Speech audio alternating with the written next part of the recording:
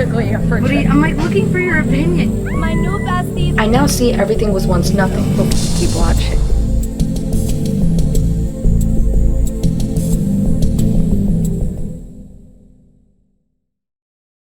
Viewer discretion is advised.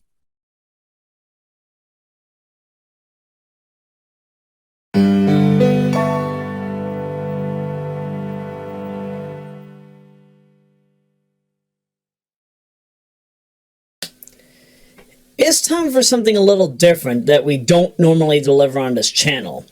I've been doing a lot of recording on my end, and I've ultimately gotten a lot of free time and also a handful of encoding issues. So as a result, I decided to take out my frustrations in the only way possible. America's greatest pastime, golf. Yes, ladies and gentlemen people, this is Tiger Woods PGA Tour 12, the Masters. EA Sports. It's in the game. Can't get enough of that EA Sports. It's in the game. Alright, but either way, PGA Tour 12 is, for the most part, what I consider probably one of the best tech demos of sorts that I could work with using RPCS 3 on the current system. I'll be truthful, Sleeper PCC is a trooper with this game. There are a lot of issues that this title has that I will be getting into, and you will understand exactly why I have a love-hate relationship with this title. 36 great holes will be taken on by our sticks today. We will make sure that we smack our balls down into those holes, and it will be a glorious filling. As sexual as that might sound, trust me, there's a reason why this is MA13 for dialogue, language, suggestive themes even? So, there are two venues we're taking on today, TPC Boston and Hazeltine. TPC Boston will take on the first half of the program, Hazeltine will take on the second half. And we'll have two bonus holes in the middle. TPC Boston is debatably one of the most difficult venues to do on tournament. That's right, I don't even care that I'm playing on tournament difficulty with low stats, 11, 11, 10, 16. But 11, 11, 10, 16 is definitely not enough for these kind of venues. Sure, you can go far, but at the same time, you're not going to get a lot. You're not going to be seeing us getting hole-in-ones, double eagles, or anything, ostriches even. Ostriches, phoenixes, whatever what is it, 6 or 7 under par on a par 7 is. You get where I'm going with this.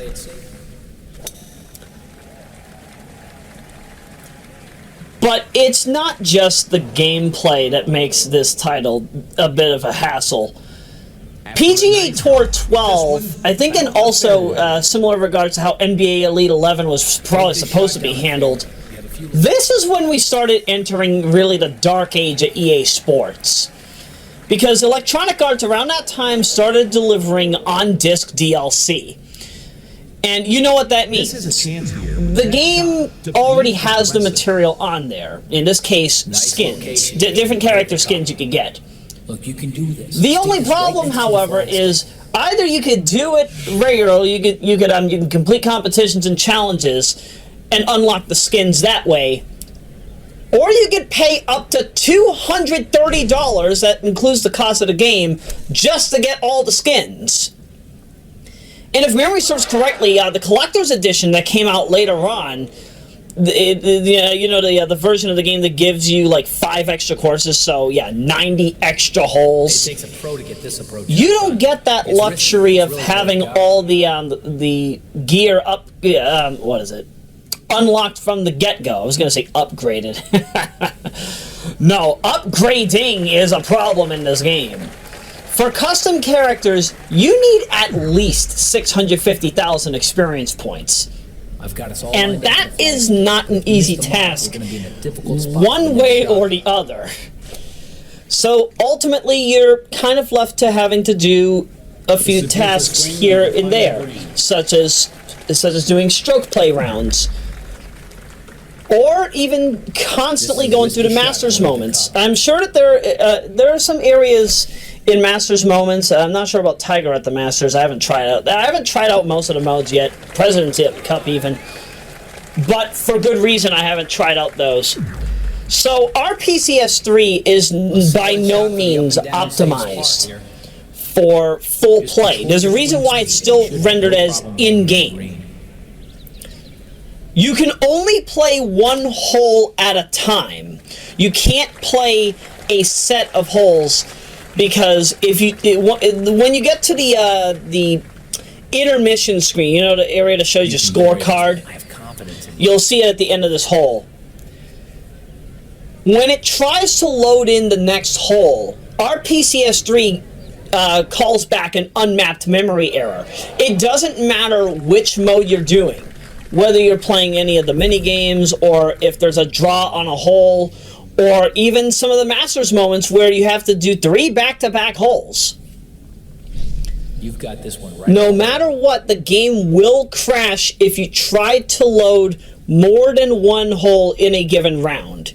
So as a result, we're left with this scenario where we only do one hole per round, and you'll see me constantly go into the menu, go from hit the triangle button to go from one hole to the next, and the pattern just continues all the way down the stack. Man, putting on TPC Boston is a pain.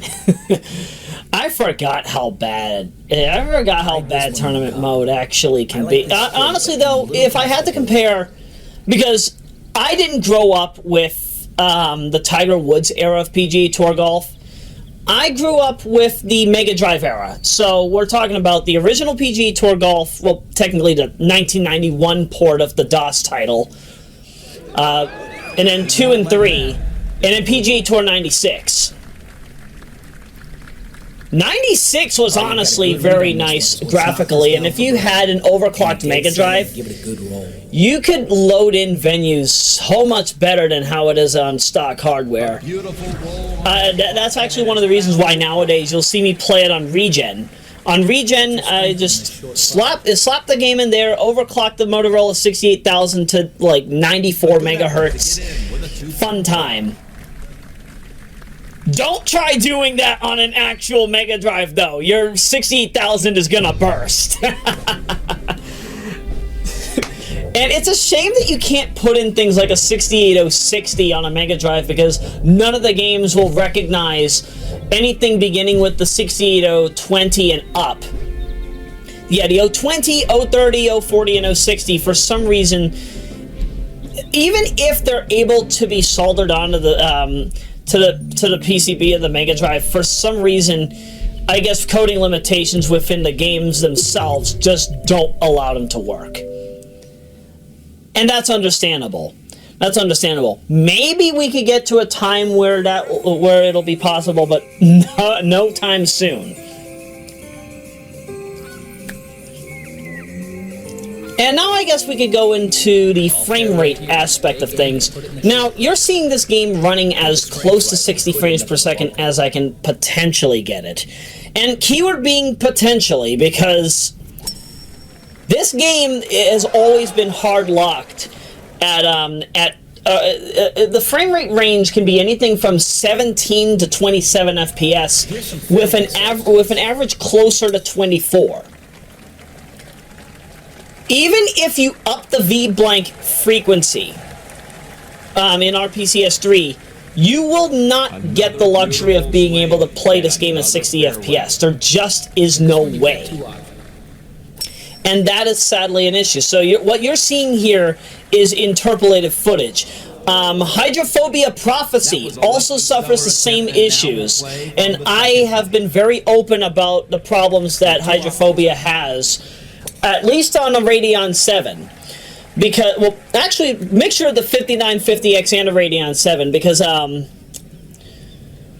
one of the a few of the problems you're going to come into with RPCS 3 is that Let's do the safe thing. You lack the Intel TSX instruction on all of Zen. From Zen to Zen 4, you're probably going to lack this.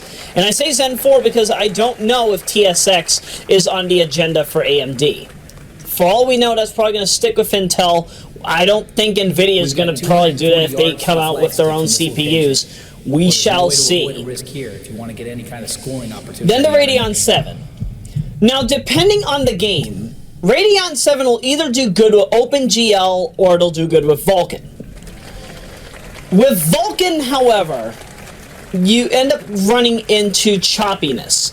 I've had this happen on PGA Tour 12. I've had it happen on, most notably, Ghostbusters Sanctum of Slime. That's actually one of the reasons why I would rather play the Xbox 360 version or the PC version. But the problem with the PC version is another story. Because, one, if memory serves correctly, I've actually had, I have had trouble trying to play that outside of full screen. There is no feasible way to do it, at least under the current circumstances. We might need a mod for that game down the road. We'll see what happens.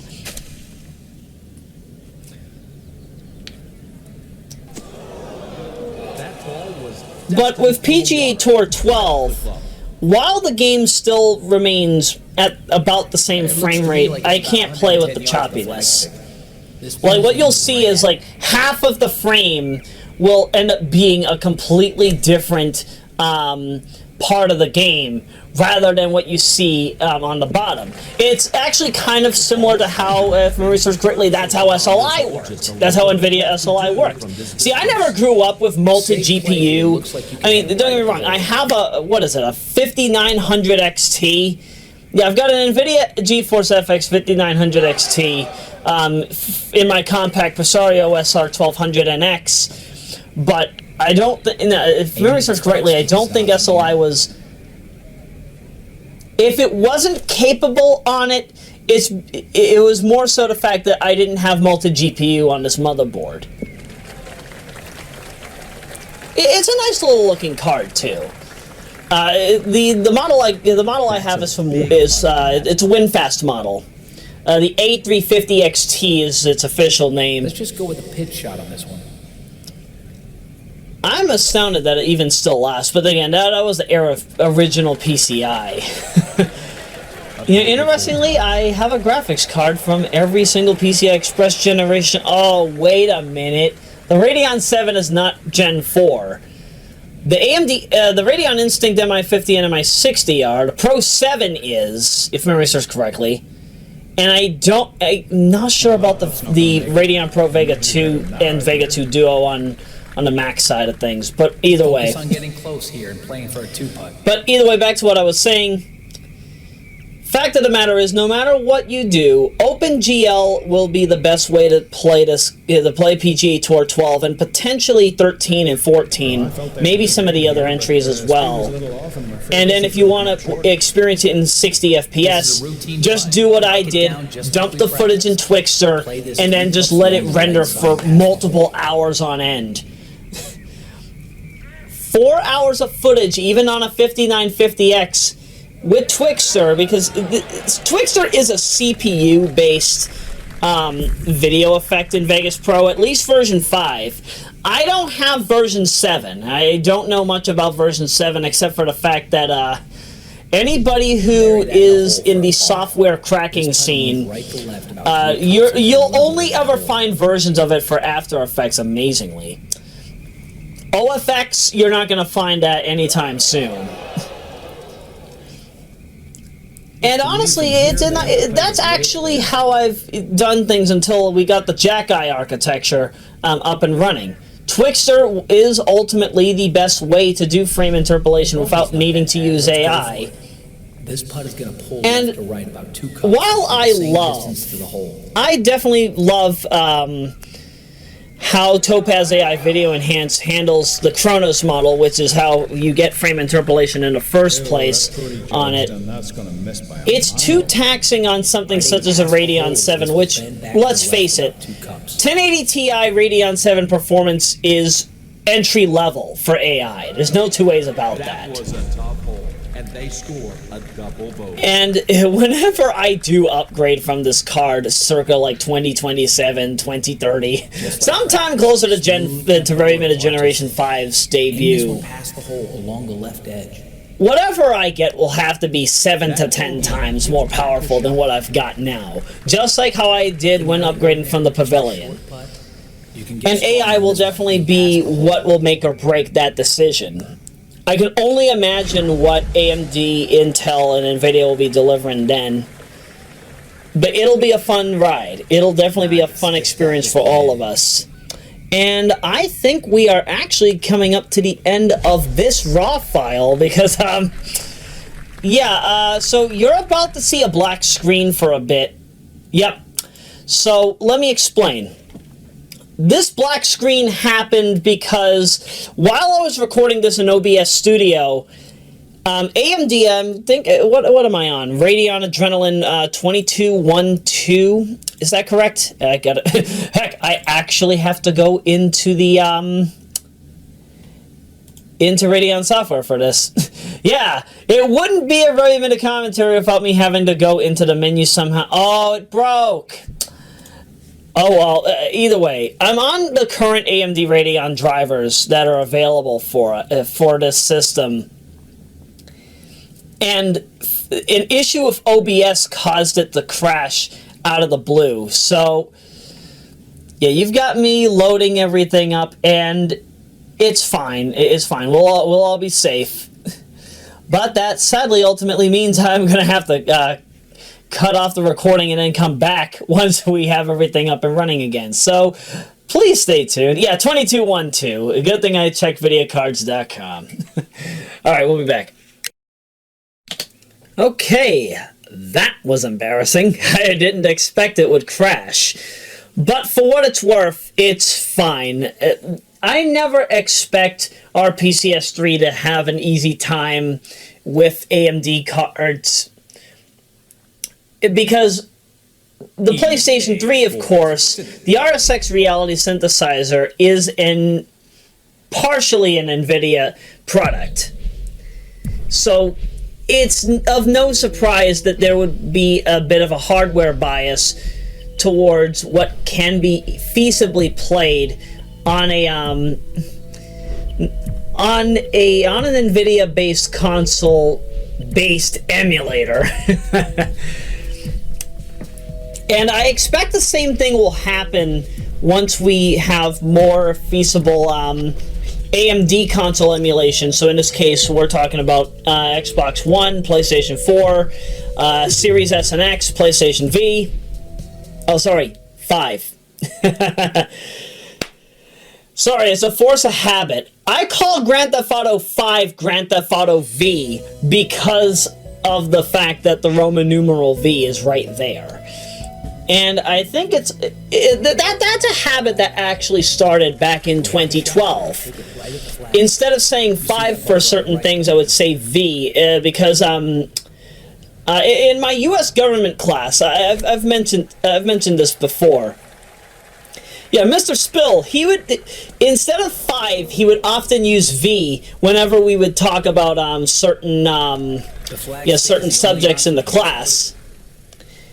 And that caught on. That actually caught on. Many people in the class started using V instead of 5.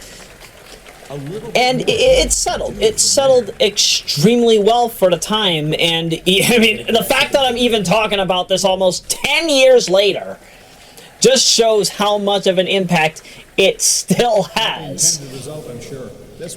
So don't be surprised if down the road you hear me call some games the 5th game under V. And we'll actually hold up here, because Rockman World 5, to distinguish it from its console counterpart, Mega Man 5, we call it Mega Man V, or Rockman V. Take a chance. So yeah, a mixture of that and also what came of what came of the class is why I use V in some scenarios such as that. This lie is not a problem. You should be able to get Now, in terms of the playable characters you see here, yeah, I decided to take a route. I decided to take a play out of the Neo Gen 1 and Gen 2 book. So you've got fictionalized versions of myself, Ashley Leia Belair of Generation 1, Kate Fairbanks, and Luna Marie. That is in order of appearance in the series.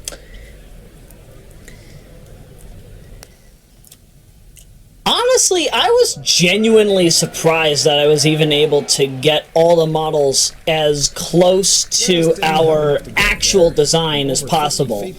Especially considering the limitations with hair, with clothing direction, and also the fact that there aren't many vocal cues to work with.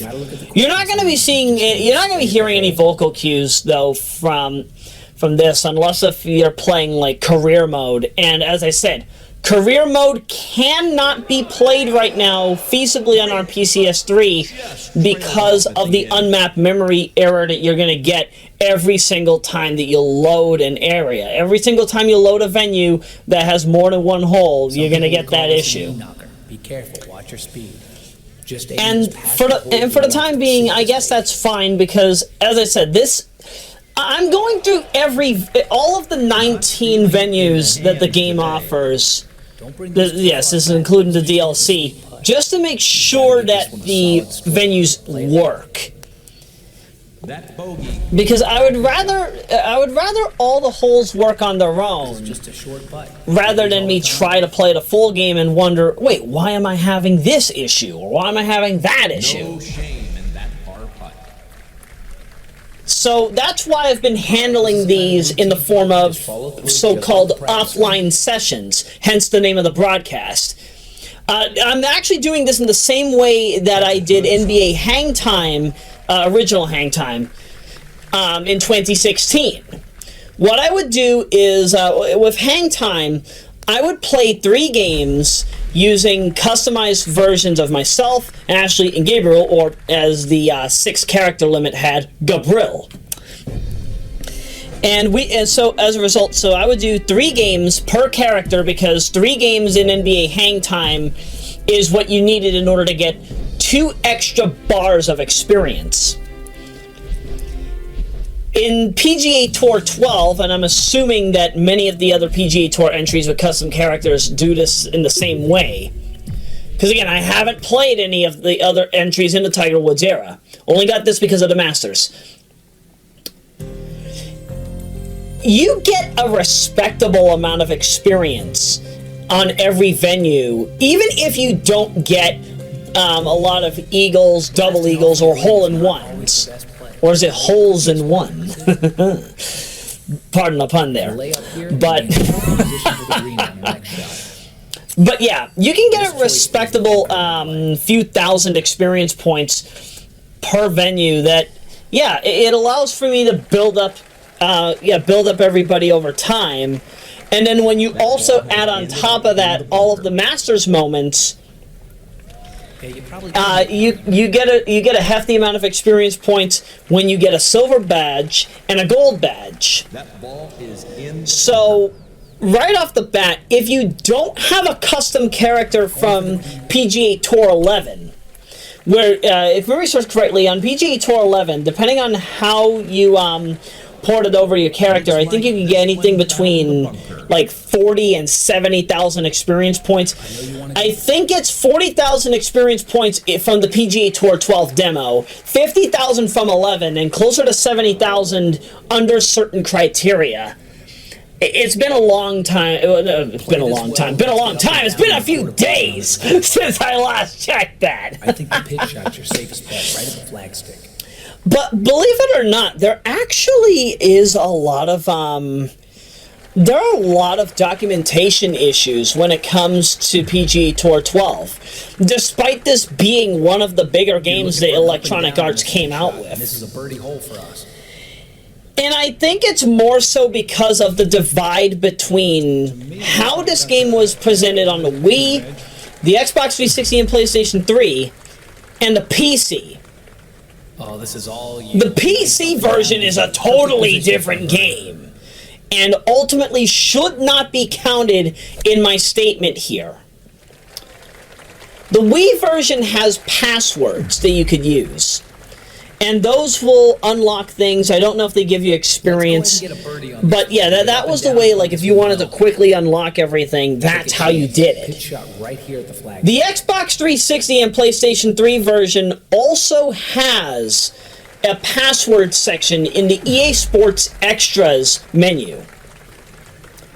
Hide this one in the cup. But for one reason or another, I cannot explain it myself. But the problem you will experience is that there is nothing accessible. All right, you got a good read, so let's watch in terms of the passwords. So if you try using the Wii version's passwords, they're not going to work. They will not in any way, shape, and form feasibly work on the Xbox 360 and PlayStation 3 builds. What I believe is that if you had EA Game Pass or whatever it's called, and if they gave you passwords, say like via email or something, which would help you unlock certain things or give your characters more experience, that I can understand. But that's sadly not the case in terms of what we get here. And even if I wanted to do other things, like going back to the on-disc DLC for a second. Now, RPCN is the RPCS 3 based emulation of PlayStation Network, or an alternative to it. You can actually play some decent online matches of certain games that have gotten private servers up and running. And that's another thing too. PS1 or PlayStation Online Network Emulated. PlayStation Online Network Emulator, or PS1, is key emphasis on the one. It's all caps. They, at some point, I do believe they will end up getting to the point where countless titles will finally have online mode back up and running. And if you want to play certain games in a way in which regular net play can't really offer you, this will be the nice way to go. It'll be nice to have some senses of, oh, what's happening here? What just happened?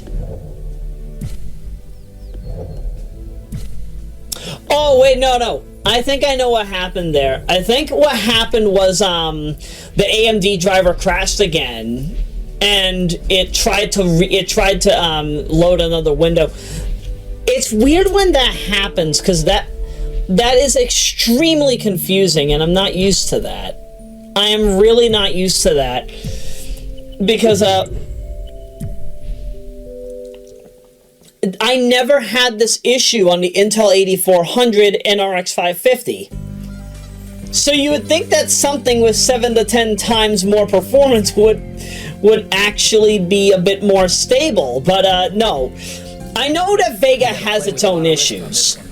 I know that Vega as an architecture has its own issues, but for what it's worth, many people who have followed my works on Twitter are familiar with this.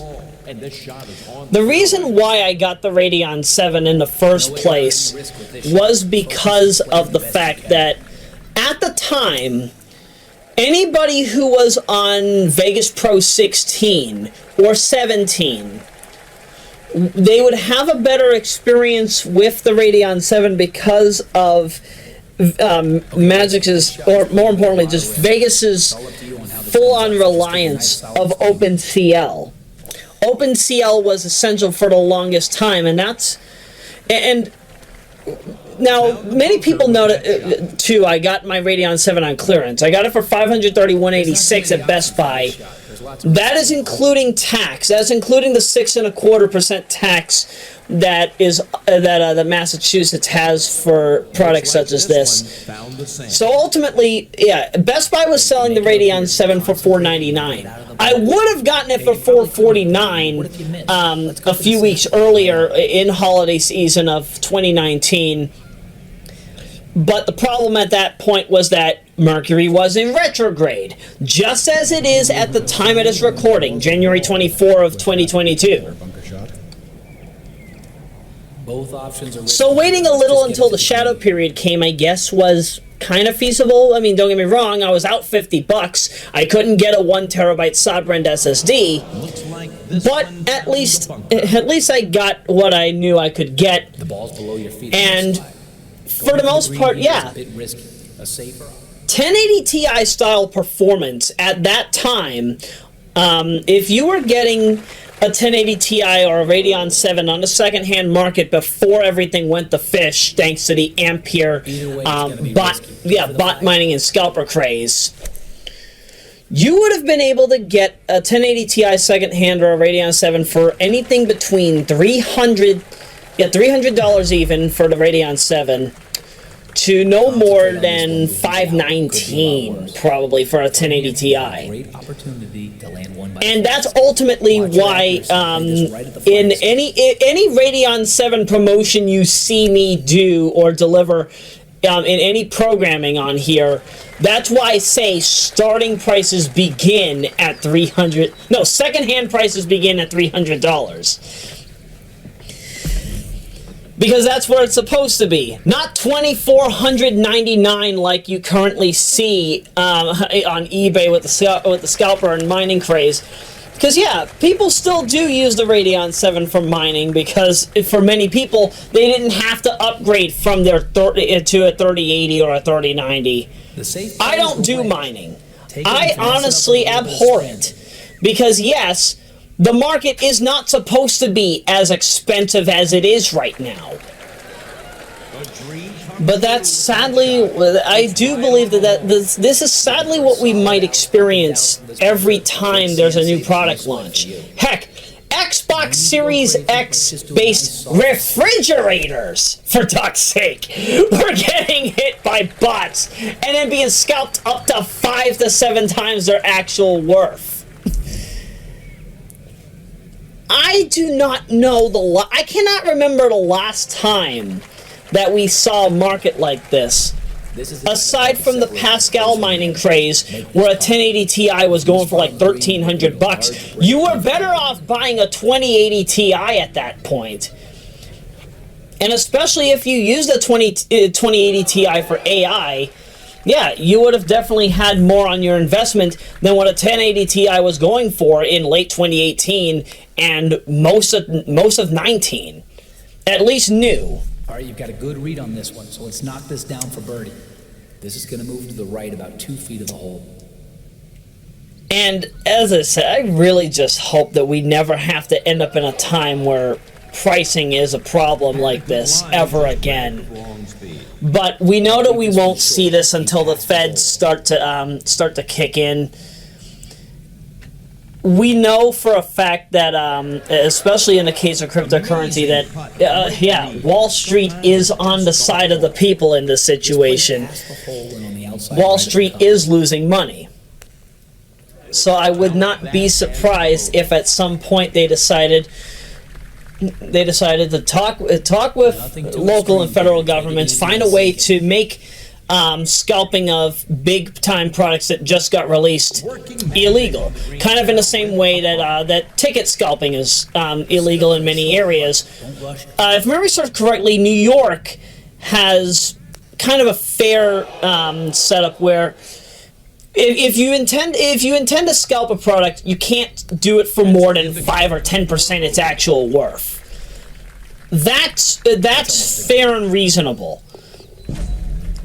But when you see prices, even from official shops in Europe, for example, going for anywhere from 200 to up to 700%, that's not right. That is not right. And anybody who tells you otherwise They ultimately just don't understand our society as a whole. We wouldn't have accepted this 100 years ago. We probably wouldn't have even accepted this feasibly in the 60s. But I believe that we're just at a point where everybody is fed up, and something does need to be done about it. But we'll see how things are handled at the federal level in the years to come. Whether or not it's done with now or later on, that we'll see. We will see. It's still just too unpredictable. We have two options here. So, let's go back to the game for a bit.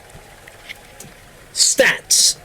As I said before, I'm doing 11-11-10-16, which affects how, that's basically the bare minimum while using the EA Sports Level 1 sponsor resources.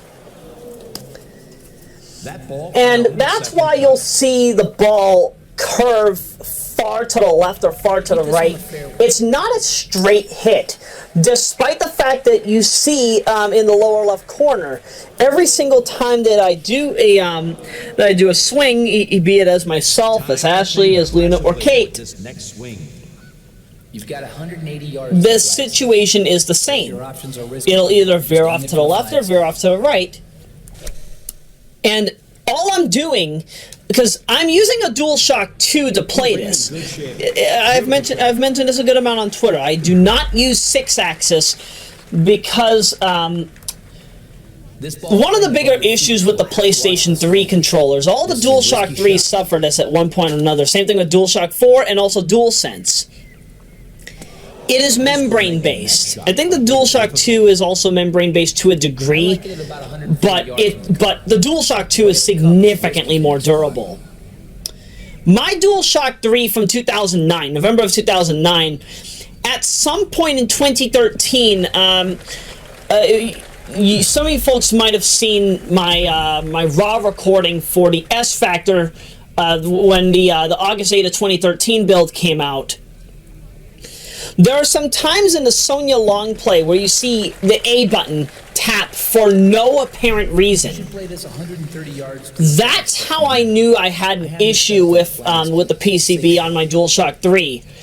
The membrane was starting to get loose inside, and it's not easy to refasten that. I had to de-dust it, I had to do everything I could possibly do, and it's still an ongoing issue. And I do believe that as we go forward, we'll just see this issue more with wireless controllers. That's why I've never gotten a DualShock 4, and that's probably why I'm going to hold off on getting a DualSense, not to mention the fact that they're brutal to repair if anything goes wrong. But I know at some point I need to get myself some relevant DualShock 4 or DualSense because of motion controls. You probably saw in my library that I have Flow. I don't want to play the 2006 version of Flow for PC because one of the problems I experienced with Flow is that at some point in level 2, even if you get all of the enemies, even if you kill the boss, for one reason or another, the game soft locks you. I can't explain it. For some reason, if you get eaten too much by enemies, you will soft lock because you don't have enough particles to go to the next section. And that can be messy. That can be really messy, and that's part of the reason why I would rather play the PlayStation 3 version of the game, because I at least know that the version that we got in 2007 and then the expansion release, Misread the speed. all of that when put together is better than the original PC version. And then, ironically, Flower is actually a title that I won't need to use a 6-axis controller to play, because I'll be playing that on the PC version. All right, great save. Let's bury this. Flower, I originally grew up with on the PlayStation 3. I got it, I think, in I think I got that in 2010, possibly 11. I honestly can't for the life of me remember right now. I have it on my Slim model. And I got a good amount of hours time into that game. I still haven't done 100%. I still haven't gotten all the trophies. But for what it's worth, Flower as a puzzle title, I do believe that going forward we do need more puzzle titles that are heavily focused on exploration, and we kind of do have that in the latter half of Gen 8. We have it in Gen 9. We have it in the especially in the indie scene. Flower, though, is a very unique type of collectathon, because even if you miss one petal, you're gonna feel it. Because when you see that flower not fully bloom, it hurts. It hurts to see that.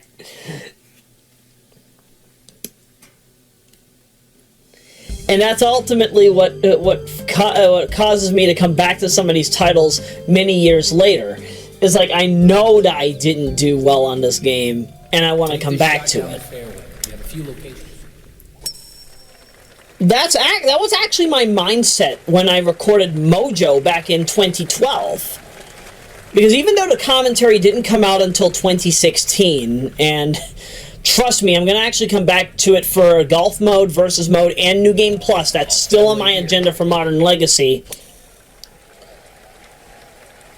Now, I actually did 100% the game a few times in the mid-2000s. Mojo was part of my Christmas present when I got my SCPH 50001 series PlayStation 2 as a Christmas gift back in December of 2003. Mojo was the 5th game that I got. The others were this one's all up to you. Fantavision. I forget what was in the middle. It was another title after that. Pac-Man World 2 was the 3rd one, and then Jeopardy. I still have my entire library here. Nothing has changed. 2 ways to go here. When did I get Scooby-Doo Night of 100 Frights? Dang, I can't even remember right now. I know it was either around that time or in 2004. No, I think that was the other game. Because if memory serves correctly, yeah, that sounds about right. Because that was when I was doing my VHS recording escapades. Escapades? Am I even using escapade correctly there? Okay, time to go to Opera and type in some words. If escapade is not the correct word there, then yeah, adventure. An act or incident involving excitement, daring, or adventure. You know what? Yeah, yes, escapades is used perfectly there. Alright, why not? Why not? Yeah. If it wasn't 03, it was 04. Because again, I got a Sylvania television back in 2005 that had a built-in VHS recorder. And that's basically how I got into recording games. I would just record games, just any old footage. I'm sure that I still have old footage of... No! I remember now! Yeah. So, around the time I got the DVD recorder, the Magnavox DVD recorder in late 2011, what I did back then... Or was it 2012? Dang it. No, it was 11. So yeah, around that time, I also did some test recordings of the GameCube version of Sonic Adventure. And sadly, some of that had overwritten some of my old footage of, like, Sonic 3. I'm not even talking about Sonic 3 and Knuckles. It's just straight up vanilla Sonic 3. On my Supersonic save. I wasn't using a Genesis at the time. I was actually using Mega Collection Plus. I actually have a few versions of Mega Collection Plus for one reason or another, because my original build actually did suffer some corruption, and ultimately I can't really use it on certain saves. So as a result, sometime in 2005, or I think like October of 05 or sometime in March of 06, I ended up having to get a greatest hits copy so that I could be able to play with some bug fixes. And that's actually one of the things too, and that's part of the reason why some of the games that I got for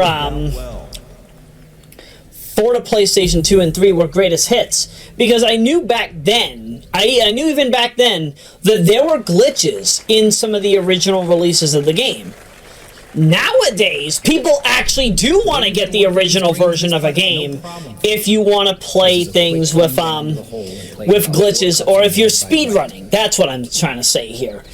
Most speedrunners will try to go for the early versions of the game because of that. Echo the Dolphin Defender of the Future is kind of a bizarre example, because the original version obviously came out on Dreamcast. I have the PlayStation 2 version, but the reason why I got the PlayStation 2 version was ultimately for widescreen support. I'm sure that the Dreamcast version can do some kind of emulated widescreen via modern emulators, but I'm not all too 100% sure on that, because I haven't messed with a Dreamcast emulator in years. If I go into Windows Explorer right now, I'm gonna need to detangle my mouse. Hold up here. Yep. One of the issues of having both my mouse and a DualShock 2 literally right next to each other is that sometimes, just during general use, it will tangle. There's no explanation as to why. Okay, so let's see. So go into Windows Explorer. Let's just go into one of these folders. Go back, and go back a good bit. Fortunately, I have everything pinned, so it's not brutal. I sympathize with anybody who doesn't use quick access, because quick access can be a bit of a hassle if you don't. All right, there we go. Dreamcast emulators. Chancast Alpha and Null DC. Version 103 from November 11 and from September 5 and November 11 of 2011, but not extracted until 2016. Yeah, that shows you how long it's been since I've done anything with Dreamcast emulation.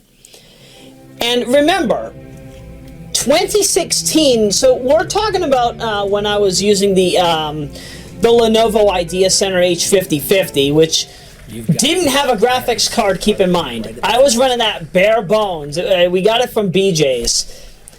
The Intel 4160 in that was a ducking trooper. I cannot stress enough how much that chip handled things, all the way up to when I started to dive into... Did I start doing AI testing at that time? This is a beautiful swing and a defined... No, I wasn't doing AI testing.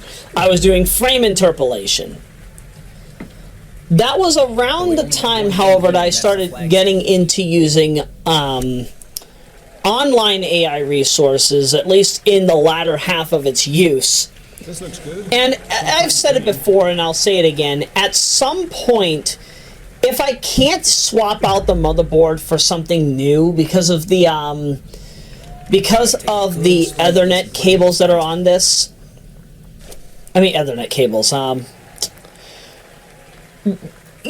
think you know what I mean. Lenovo has like a small little black box on the back, and there are two wires coming from it which connect to a very specific part of the motherboard, or in some cases an M2 based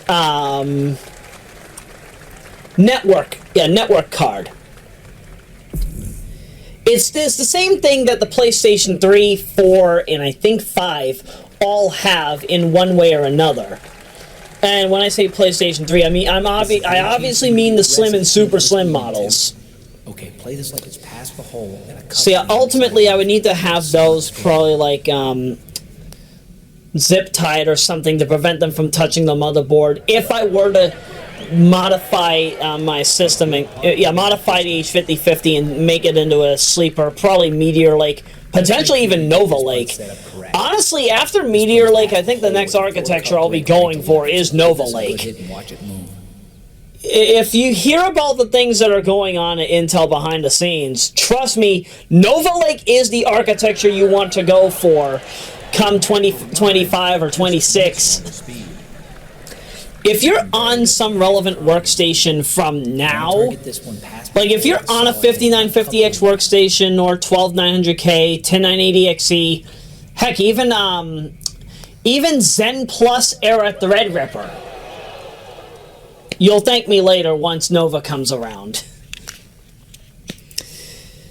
But yeah, if I don't decide to gut out the H5050, I think what I'll just do aim dead center and give it a good roll. Is switch out the 4160 for a 4790, not the K SKU, because the power supply in this, I think it's 280 watts. Either 280, no, the Pavilion's 310. This is a 280, so I would need to do that and then switch up to some relevant low-profile graphics card. Ultimately, though, right now, you don't really have that many good options past the GTX 1650 for low profile that is within that 75-watt threshold. When I think about it, though, I wouldn't be surprised if we end up in a time where many of these older OEM systems that are handicapped by their power supply limitations could potentially have a graphics card alongside it that is well beyond 1080 Ti performance. Now, if memory serves correctly, the RTX 3050, which is set to come out on Thursday, we're already getting the numbers, and from what it looks like, because I was predicting for the longest time that the 3050 was going to be a 75-watt card, give us 1070 Ti performance, but that doesn't seem to be the case, and I do believe it's probably because of the handicaps in Samsung's 8nm architecture. If TSMC 7nm was available at the time, then who knows? Maybe we would be in a position where 1070 Ti performance at 75 watts is possible. Keep your swing under control to keep it on the fairway. But I don't think that's the case with this card. With the 3050, I think it'll probably be closer to maybe the 115 to 130 watt range, maybe a little higher. But the fact that it performs between a GTX 1070 and Vega to the 56th power with its 128-bit memory bus for 8 gigabytes of RAM would probably be closer to that 1070 Ti spec if it was 256-bit, but then it would also increase the power. Either way, it's respectable when you consider the fact that the RTX 3050 comes with tensor cores, comes with ray tracing. So yeah, you can still use this as a budget workstation card. And if you have something from, say, AMD's Zen Plus or Zen 2 era, or even if you're somebody who, for some reason or another, is still using X99. Yeah, if you have like a 5930K, 5960X, 6900K, or 6950X. Oh, that's going to be a very notable cut after that. Yeah, if you have an RTX 3050 and if you were on X99 and you didn't have a high-end graphics card in well, you really have no choice on this one. You've got to. Actually, I don't know why you wouldn't have a high-end graphics card in your system from, what is it, 2014 or 15? Yeah, I mean, like if you're on a tight budget, the 3050 is not bad. The 3050 is definitely not bad. 1070 and Vega 56 performance does seem to be the new entry level, even though I keep saying 1070 Ti is. And so yeah, I would be I'd be perfectly okay with that. I'd be perfectly okay to recommend the 3050 if you're using an older system. Heck, even if you're using Gulftown. I don't know why anybody who's, like, if anybody is still gaming on Westmere and Gulftown, you guys are troopers. You guys are troopers, especially if you've overclocked that thing. Like a 980X or a 990X at, like, what is it, 4.6, 4.8 gigahertz? That can easily rack up wattage, I think closer to 430 or something. Yeah, I've seen local benchmarks. It's a hassle. It is a massive hassle. But it's always nice to see these numbers. It's always nice to see these numbers. But, you know, I saw a post on Twitter earlier last night, and I forget who said it. Either way, she said that that cryptocurrency is men's astrology. No. Astrology is my astrology. And looking at bar graphs, yeah, looking at bar charts and seeing how one thing differs from another, and then also looking at the technical insights, that's our astrology. But no, I am an avid follower of a lot of astrological based websites, whether it be Tarot.com, AstroSeek, Cafe Astrology, Find Your Fate. There are just so many that pop out, and when combined into one, really forms a really important network so that you could help determine what to do and what not to do in your own life. And I think that's actually kind of the reason why I even made this program from the get-go. Because, yeah, commentary is this is my sweet spot. Don't get me wrong, I'm not perfect all the time. Nobody truly can be perfect all the time. But from what I've experienced up to now, yeah, I definitely do enjoy talking over long programs such as this. Marathon grade programming is what I've always specialized in. Some people, heck, when I was growing up, don't get me wrong, there were some relatives that would say that I talk too much. I'm a two of clubs. What do you expect of me? The two of clubs is the card of communication. It is one of the communications masters of the world. I've got two setups. Anybody who was born on May 30, June 28, July 26, August 24, September 22, October 20, November 18, me, and December 16. All two of clubs. All of us have different planetary ruling cards according to Robert Lee Camp's 1997 book, Love Cards and Destiny Cards, or Cards of Your Destiny is probably what you might better know that as. But yeah, one of the key aspects that all two of clubs have is that we could talk until the cows come home. You've heard me say until the cows come home in plentiful scenarios, not just this one.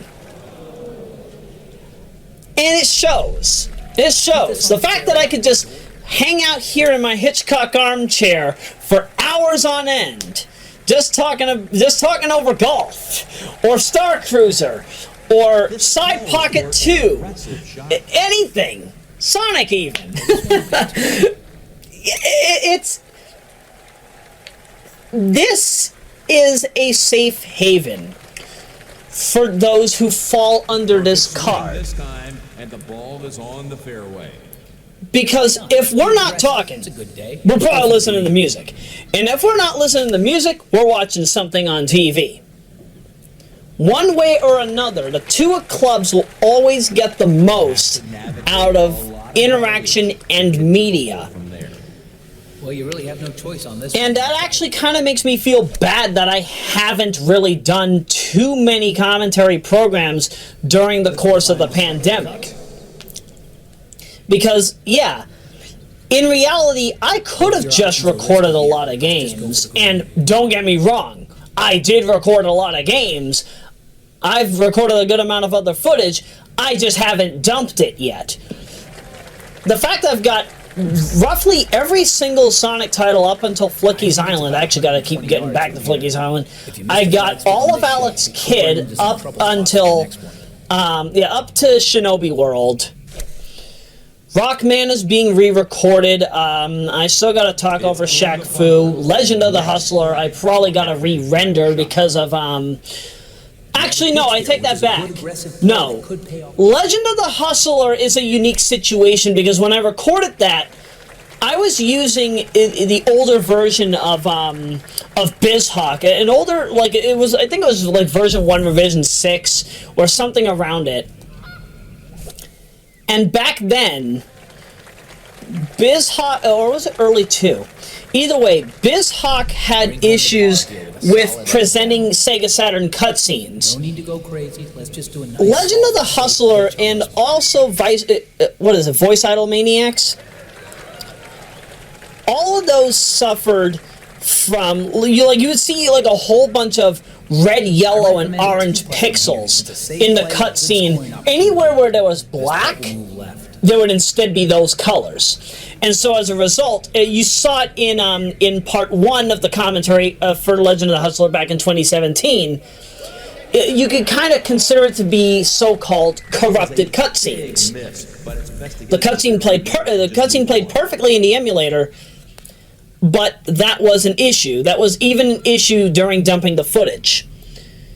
The good thing, however, nowadays is it is possible to load these cutscenes and play them. The only problem is if I dump them, they're not going to have audio. So the good thing is I already have the game pre-recorded. I can just slap in the audio in post-production, and I can also upscale the footage too, which is something I do feel that needs to be done in a time where many Data East games are not going to see a remaster anytime soon. If money weren't an obstacle, like if I came into some insurmountable wealth and I wanted to just dog up a whole bunch of companies, yeah, Data East would be on that agenda. I've said that many times before. The reason why is not just because I want to deliver Side Pocket 4, but I also want to finally bring Side Pocket 3 to the international audience. That's not something you're going to be seeing from those who currently own the company, or currently own all their intellectual property is probably the better way to put that, because Data East has been defunct since, like, what, like 2004? I honestly can't remember right now. To Wikipedia! Never gets old. Wouldn't be a very minute commentary if no, June 25 of 2003. I was close. Yep. April 20th, 1976 to June 25 of 2003. Sega is its parent organization? You're kidding, right? I never thought that Data East was headed by Sega. That's interesting. Or is that new? Because I swear that didn't happen. To my knowledge, I don't know. Yeah, because Gmode picked up most of Data East library back in 2004. That's what I was thinking. Okay, that makes better sense. That makes better sense. But either way,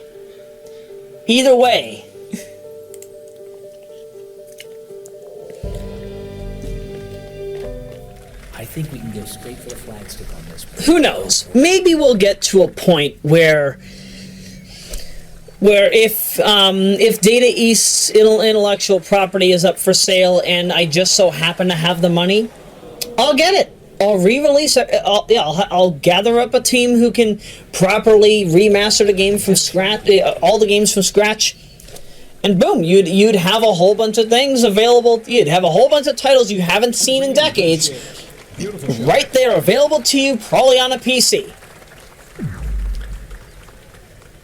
This actually does make me wonder, however. Actually, no.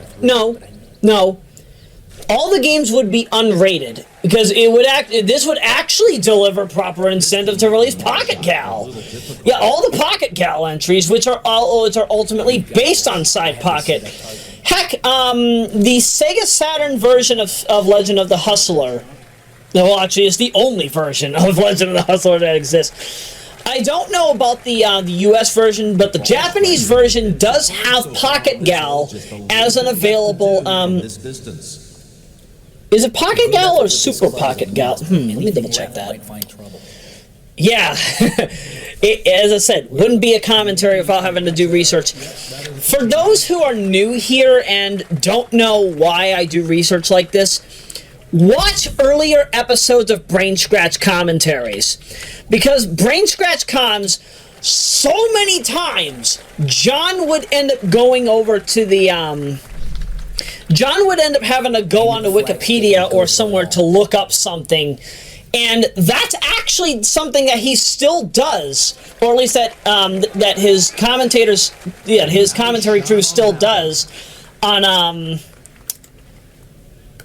I recommend it too. On Some Call Me Johnny Live, and I think also on the rare occasion that Brain Scratch ever does a live broadcast. So yeah, Gmode currently owns Side Pocket, and then Pocket Gal was a spin-off series. Let me go here, let's see. Oh, that was hit too hard. You've got to be mindful of the speed of these greens.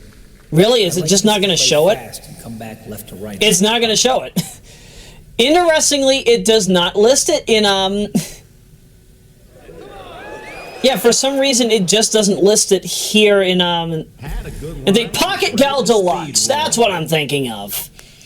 Yeah, because Pocket Gal Deluxe, that title's soundtrack is phenomenal. I want to give this enough to get there. It's moving left to right about a cup. Some will play it for the music because it's mostly just remixes of the 1992 port that we got on the Mega Drive. And some people play it to see the women. Me, I just play it for the music. I play it for the music. Phenomenal soundtrack. Total miscalculation of the speed with that one.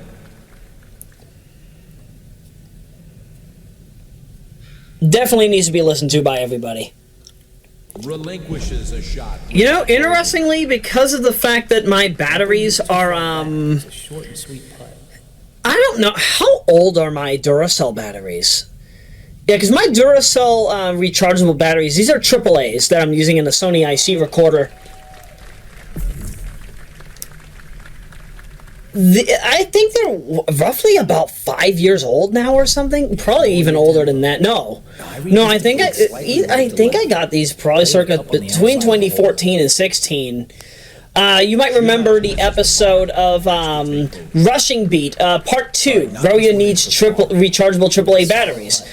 I also have some CVS brand rechargeable batteries that I use for some remotes. The AAA batteries that I use, the AA's are for the remotes, the AAA's are for the Sony IC recorder. Those are actually less efficient than the Duracell batteries that I have here because those won't hold a charge. But the charger works so well, and that's why I've been using it since I got it in 2016. You've unlocked a new sponsor. I think that was like in August of that year, right? Yeah, because I recorded Rushing Beat around that time. Yeah, that sounds correct. That sounds about correct to me. At some point, though, I'm going to have to invest in a whole bunch of new batteries because just because of how much power has been an issue. Because so long as I have rechargeable batteries, I never have to go out of my way to get another recorder, and I don't have to dish out hundreds of bucks on regular alkaline batteries or lithium batteries a year. Especially since I don't use this recorder all the time. To consider. Keep this on the fairway. What I also don't know either is if there are rechargeable batteries rechargeable AA, AAA, C, D, and 9 volt that are full on lithium, but also have that recharging technology in it. There's another reason why I even bring up C, D, and 9 volt too, because I was in a discussion back in 2015. I mentioned this. Yeah, I discussed this on Twitter back then, and I was also discussing it locally because there were a lot of people who needed 9-volt batteries, amazingly, for their smoke alarms. I still run on 9-volt. I still run on 9-volt, and anybody who uses CND, like I think, yeah, I use some C batteries for certain things like lint shavers, D batteries for boom boxes. Yes, I still have old boom boxes that some of my relatives used back in the 80s and 90s. They used to play their mixtapes on them. My uncle, who you know on this channel is Goose. You might know some of his other works such as Mixtified Fatness, Classic Soul. What you have here is a risky shot to the green. Yeah, if memory serves correctly, yeah, a good amount of those boom boxes were his, and those ran on D batteries. You needed like 6 D batteries to run the thing, and I appreciate that we're now in a time where rechargeable C, D, and 9-volt are available, because if you wanted rechargeable C, D, and 9-volt in 2015, at least if you were in Massachusetts, you weren't going to get it. You would have to get them and the charger from the UK. Duracell had rechargeable C, D, and 9-volt in the United Kingdom before it got over here. I only discovered that rechargeable C, D, and 9-volt was available beginning in Ooh, this one's a tough one. I guess you got to go straight for the flagstick on this. Yeah, beginning in the last year, actually. If it's been around longer, I have no idea. Would not be able to tell you right now. Looks about 110 yards to me. If you missed the By the way, sometimes I like to check outside and see how the weather's going. So, we got snow. We got a very light coating of snow overnight and going into the morning. When I woke up, when it rains or snows and it melts, if the snow melts and it's wet, what ends up happening is that cars pass by, they go left and right, and all you hear is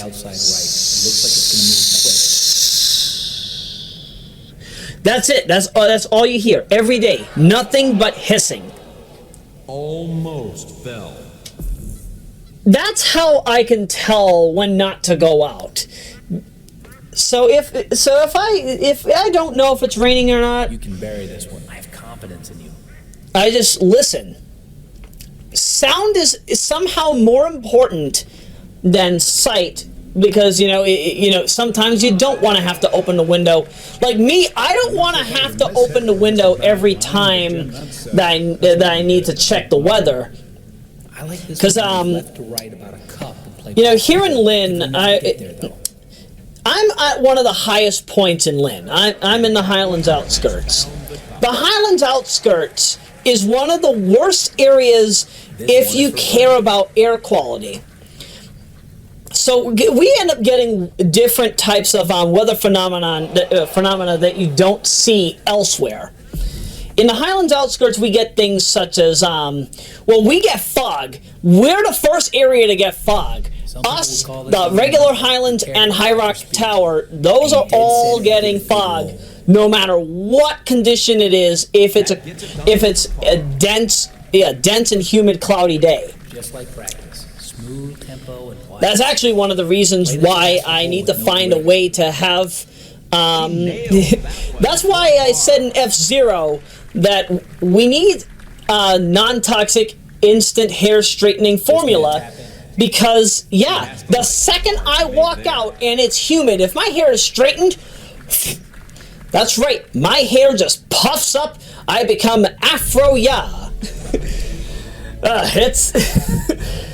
It's a bizarre experience, but fog is the least of our concerns when it comes to bad weather issues. One of the bigger problems that we suffer here, we will take in smoke and dangerous chemicals worse than any other part of town because of just how high up we are.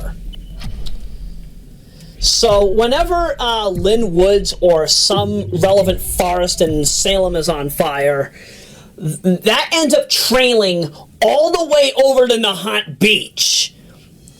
That is how bad smoke trails through the city. It goes from west to east every time. But that's kind of expected considering, we're literally on the coast, and no matter what, wind is always blowing east, southeast, or northeast most of the time. Sometimes there will be a storm to the west, or that'll blow west or southwest. If it blows southwest, it's going to be hitting my house. It's a direct smack in the face. If it's blowing northeast, it's a direct smack to the back. There's no in between, and that's another problem too. So if anybody is getting a house, especially around here, you have to know where you look. You have to know things such as this. You have to know which direction the wind constantly blows in. You have to know are you going to be suffering from things such as toxic outbreaks, or will there be brush fires nearby that you can't avoid. It's always unpredictable when you get to points of town like this, and you don't know the environment. The fortunate thing is, I grew up around here. I grew up in this part of town when this buddy of mine was a baby. I was here in 1996 and 97, and the only reason why I actually ended up having to go to Mattapan was because, I've mentioned this before, this is home base 2 I'm talking about here. I'm currently in home base 7. Looks like you got about home base 2... What we have here is a risky setup that could put us in a difficult location. It's been haunted by... the spirit of some woman has been there for years. And... my grandmother had to do an exorcism on the place. And that's ultimately one of the reasons why... that's ultimately one of the reasons why we didn't end up staying there for long. One of the interesting things that ended up happening was that, because obviously, fortunately, family memories are able to describe this. So I would just be casually sitting around, minding my own business, or just playing with some toys on the floor. And for no reason whatsoever, at no fault of my own, that female spirit would push, would force my head down on the floor, and I wouldn't be able to lift myself back up for a few seconds. I'm sure that there are many people who grew up with poltergeists in their house that can tell similar stories. Or if there's like some inexplicable thin cut on, say, like their hand, arm, or their foot, which I've also actually experienced here in Home Base 7. I've had that happen a few times between 2013 and 17. A miscalculation on the green speed right there. When you think about that, especially considering the fact that this buddy of mine was born in the city over Salem. We know that Salem is known for its heavy presence of ghosts, spirits, and everything else. But it's interesting that some of that would kind of carry over to here. Lynn is not really known as a horror themed or witchcraft themed city. It never was. I mean, for the longest time, what was the city best known for being? A shoe factory based city, if we research correctly. Again, there were a lot of we had a lot of first party people here, and now, like, if you go down Union Street, ever since the Great Lynn Fire of '81, what is it that you see there? You don't see a lot of local businesses. You see a whole bunch of third party businesses and stores. Stores? I accidentally added a C in there. There's no CH in stores. It's stores. Dang it. But yeah. I honestly would like to have the ability at some point to travel back in time 41 years ago, or probably even more, before that incident happened, and I want to see what kind of shops we had. I want to see who was doing things back then. I want to see what they were making.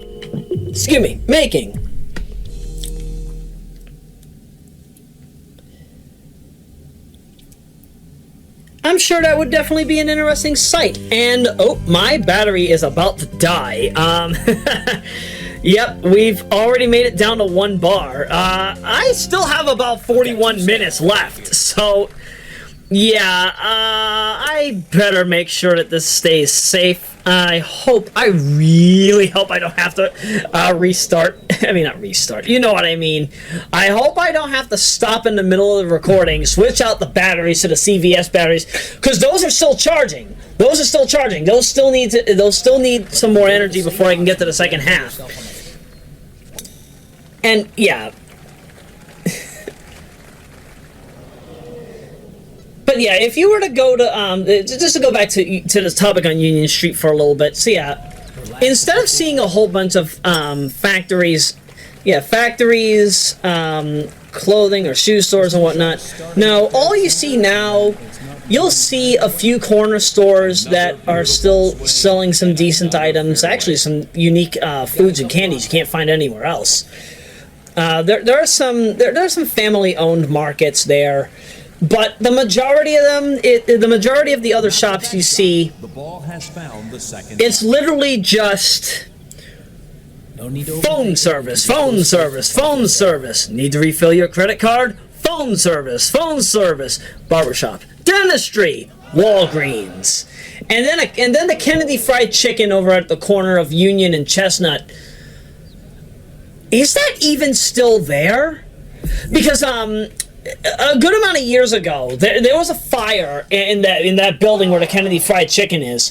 The building, the fire was on I think it was on the 3rd floor, but it was boarded up for a good while. I think this was in 2014 or 15.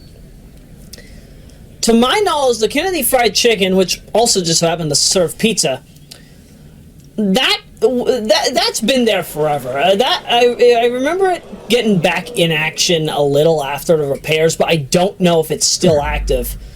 There's also a Little Caesars over there on Union Street that actually ended up under fire a few times in 2016. In this case, under fire, pardon the pun. And it was ultimately because of some pizza dough mold incidents. But I don't know how much of a frequent issue that was for that particular venue as it actually was for most of Lynn. Because there was a time when we were rising up in temperatures, when we starting to experience extreme heat here beginning in 2016, that's really when the city started to have issues with food preservation quality. It's noticeably better now than it was over 5.5 years ago, but I don't know how much has changed because I haven't gone to a store in Lynn in years.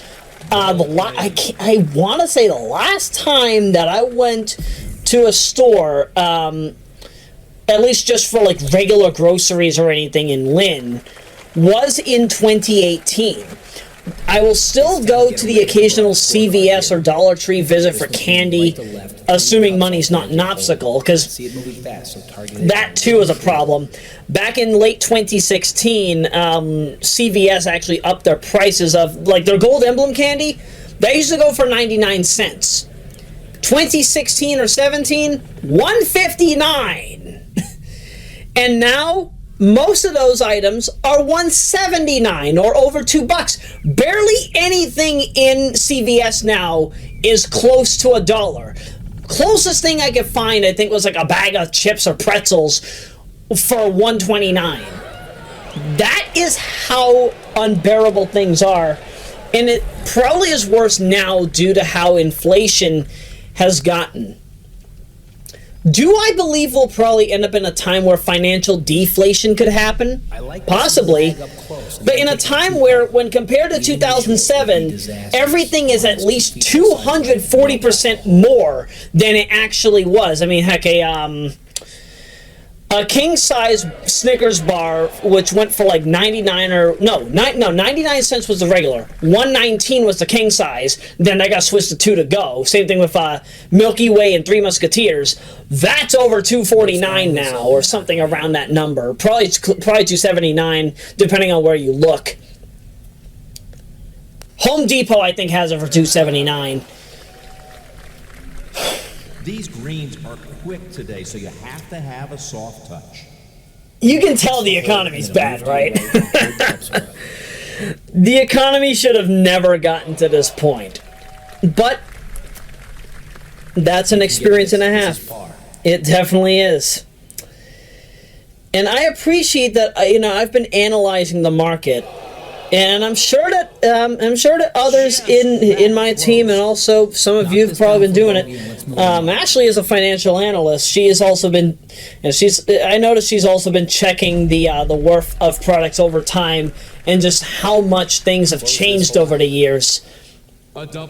We have different spending habits, but I know for a fact that she'd probably be able to tell you just how much certain products have gone up when compared to how they were over 14, 15 years ago. Let's finish this hole.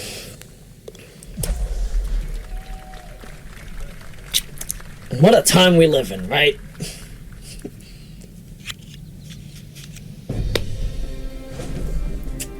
Wow, this is really holding well with just one bar. Because 2 bars actually got me roughly 35 minutes and change.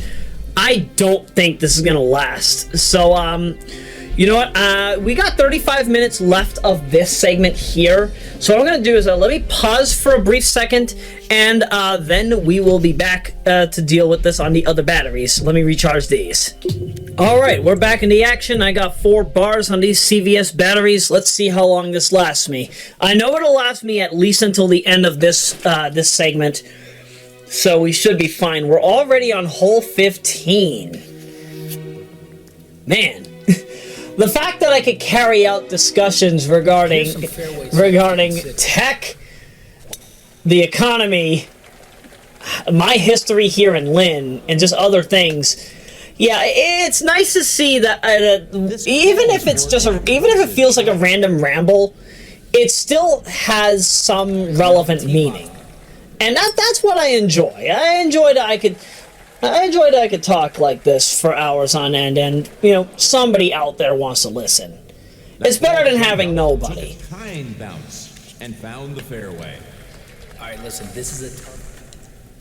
And honestly, if I was in a mindset where I could have, where I would be able to easily interact with, a full-blown chat with hundreds or thousands of viewers at a given time, then yeah, I probably would be doing live broadcasts on Twitch or just any relevant online platform. But there's a reason why I don't intend to have Royameadow Live programming be a constant as opposed to Royameadow in syndication. At least with Royameadow and syndication, the situation is more so, I can just do a 24-hour broadcast. Oh, nice close approach. I can do a 24-hour broadcast of just pre-recorded programming that I and everybody in the team has done over the years, and just make sure that everything is looking right in OBS. That's fine and dandy. I'd say about 110 yards of the The flag second that interacting with a chat comes into play is when things get difficult. And that's at no fault of my own. It's just, some of us are able to speak frequently. We're able to speak quickly. From this location, But it looks like you can take aim sometimes right at the hole. reading ridiculously fast, you don't want to accidentally read something and then misinterpret it, like I'm sure many people on Twitch have done over the years. That's nothing new. That's something that's been going on since Twitch's heyday north of 10 years ago in 2010, 11. Good thing I caught myself there. Alright, now sometimes I do need to deliver some clarity on this since I haven't really been talking about the gameplay much. Now, the reason why sometimes I show replays of what me, Ashley, Luna, and Kate do is because there are many angles, I'm sure you've seen this throughout the course of the footage, there are many angles where you don't know where the ball went. So ultimately, hitting replay so that you can see where exactly the ball has landed, that helps you get set up for the outcome here. And Could have gone in for the same. you hate to see that. You hate to see that when that happens. Again, looks as if that ball should have went in, but sadly for Luna it didn't. Problem from this spot. Literally days before I even recorded this session. You saw it on Twitter the previous weekend. Record that as a birdie. To bring All right, score 50 to birdies. -1. Yeah. All right, you got a So- good read on this one, so let's knock this down for birdie. A nice stroke. I did a putt. This was on Pebble Beach 6. Now, Pebble Beach is honestly... Pebble Beach is a mixed bag of a venue because of just how well spec'd you need to be if you want to try and go for things such as double eagles and hole-in-ones, or holes-in-one. In the hole for a birdie. But even when it comes to putting, certain holes such as hole 6, Pebble Beach 6, no matter how many times you try to sink your ball, there will be one instance where this game, at least, delivers collision detection. So here's what I mean by that. Hole 6 is not coded correctly. So ultimately what happens is, even if the ball is explicitly in the hole, as I showed in my small highlight footage when doing hardware testing on our RPCS 3, you have a very, and I mean an extremely slim chance that the ball, even though it looks as if it should be going in, Not a problem here. and it's literally like, let's say it's like 2 centimeters in the hole, it pops out. Pops right out as if it wasn't even in the hole to begin with. Let's take this opportunity to go right at the flag stick. Anybody in there, if they were upset, I can guarantee you they would be breaking their club with a quickness right now. That's the kind of mindset that I'm sure some people will have. It's like, I can only imagine, because this game has U.S. Golf Association rulings, or is that what the USGA is? United States Golf Association. Am I typing in that right? Am I saying that right? United States Golf Association. Yeah, I'm correct on that. I wouldn't be wrong about that. Barely hear the music.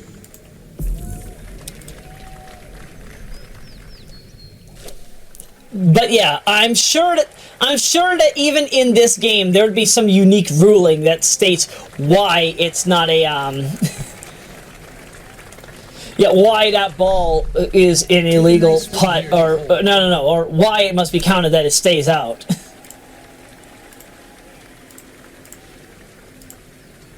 I hear a vehicle outside, and it sounds like a truck. What is it? That's probably cargo.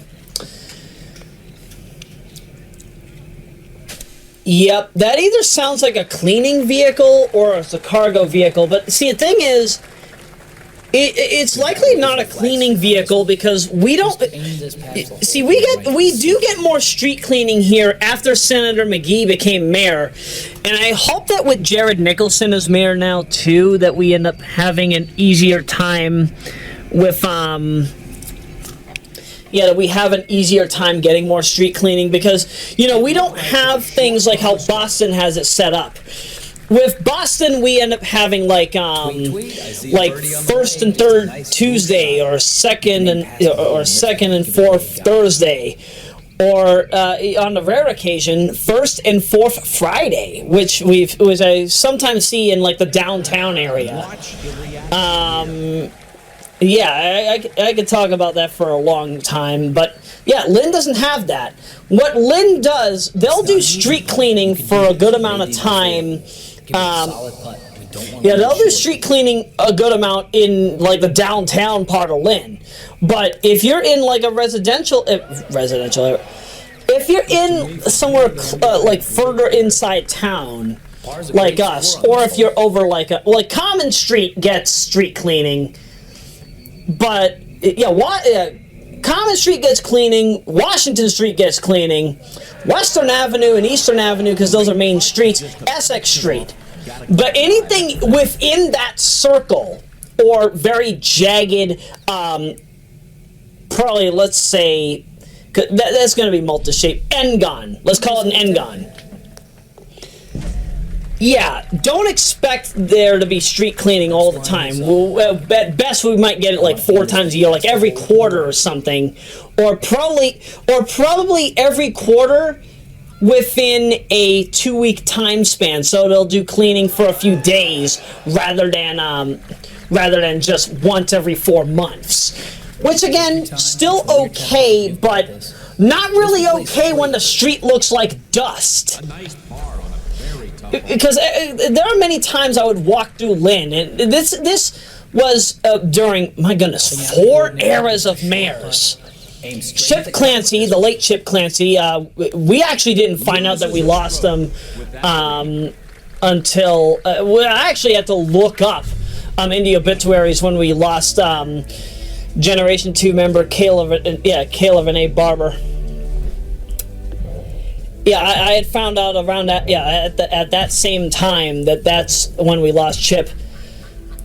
Chip actually did keep these streets relatively clean, but there would always be, like, debris and whatnot at times. Heck, sometimes even, I would just be casually walking around, like, in the Highlands or on Union Street, and I would find myself some unique stuff. Like, there's stuff I've yet to release on this channel,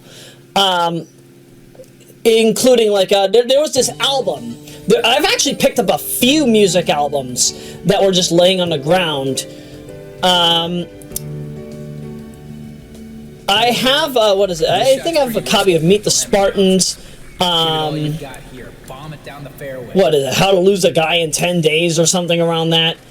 The Great Conspiracy, the 9/11 news, the 9/11 phone call you never heard, or something around that name. I'm sure that you guys know what I'm talking about. All the stuff I'm talking about came out in like the in the 2000s, all the mid 2000s. And then there's this rap album by a guy that some local here in Lynn, some local rapper here in Lynn that I do not know the name of. I only know based on the opening. ME Entertainment or Majesty Entertainment. Now, I always made there's actually this ongoing gag that ME Entertainment is Hunted P, but I know for a fact it's not Hunted P. You know, the rapper behind all the Knuckles tracks in Sonic Adventure 2? No, it's not him. It is not him, but I've always jokingly said it was him because he kind of has that same sound. Whoever ME is has that same sound.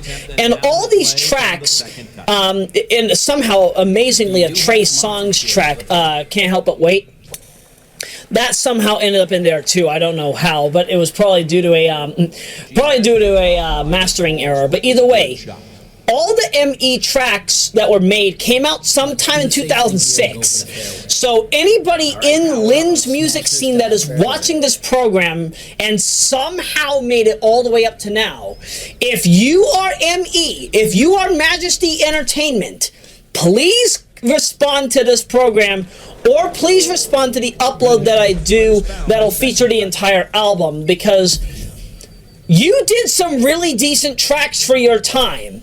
And they rightfully do deserve preservation. I just somehow found this disc laying on the ground back in I think it was June of 2009. Was it June? Oh, wait a minute. No, not June of 2009. 08. It was sometime in the summer of 08, and I've held on to the music ever since.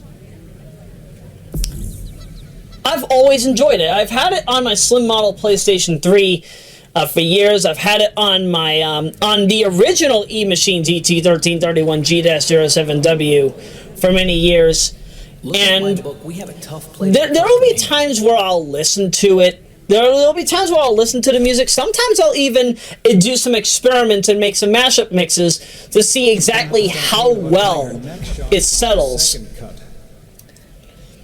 Some tracks feel like they're late 90s hip-hop. Others feel like they're not the kind of trap music that you hear today, what I call higga-ba-jigga trap. No, not that higga-ba-jigga-ba-zigga-ba-zigga-ba-bigga-ba-ba. Who was it there in the getting in the door of the hello, get out now? Zippity-zoppity-doopity. You get what I'm going with that. Yeah, and then Bill Cosby comes in. Zippity-zoppity-boopity-boppity, call it the Jolly Ghost Dad. But no, not any of that. No, but the kind of trap I'm talking about is the era, the mid-2000s, 2006 to 2009, had a very interesting era that kind of felt like you know how certain Sonic tracks and also how certain racing tracks have a certain sound with the way that the TR-808 hi-hats are used. Yeah, that's basically what some of the tracks in ME's works use. They use a similar type of beat, but not so much that it detracts from the actual feel, and also so that it doesn't sound like rapid fire guns are going off every single point. Like, no. Nobody likes higga-ba-jigga trap around here for that reason. I always complain about it. You guys, many people in the industry know higga-ba-jigga trap better as drill music. That's not what I'm talking about here. Drill music is not what ME delivers. And I do feel that the local scene, the local rap scene, or just local music in general, it doesn't even have to be rap. It could be rock, it could be acoustic, you name it. Heck, even me, with my FM synth. Royameadow Generation 4's theme, The Modern Existence Returns, which is a remix of the original The Modern Existence that I made back on my Power Macintosh 6100 and Power Spec 4322. Got the latter right here. I did those completely FM based, and it's nice that I could have that and Ambition's Garden be relevant even today.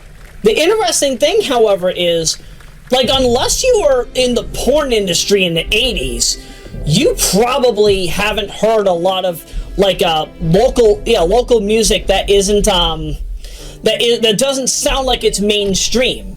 Some of the best works is actually stuff that's not mainstream and not indie. Something that's in the middle.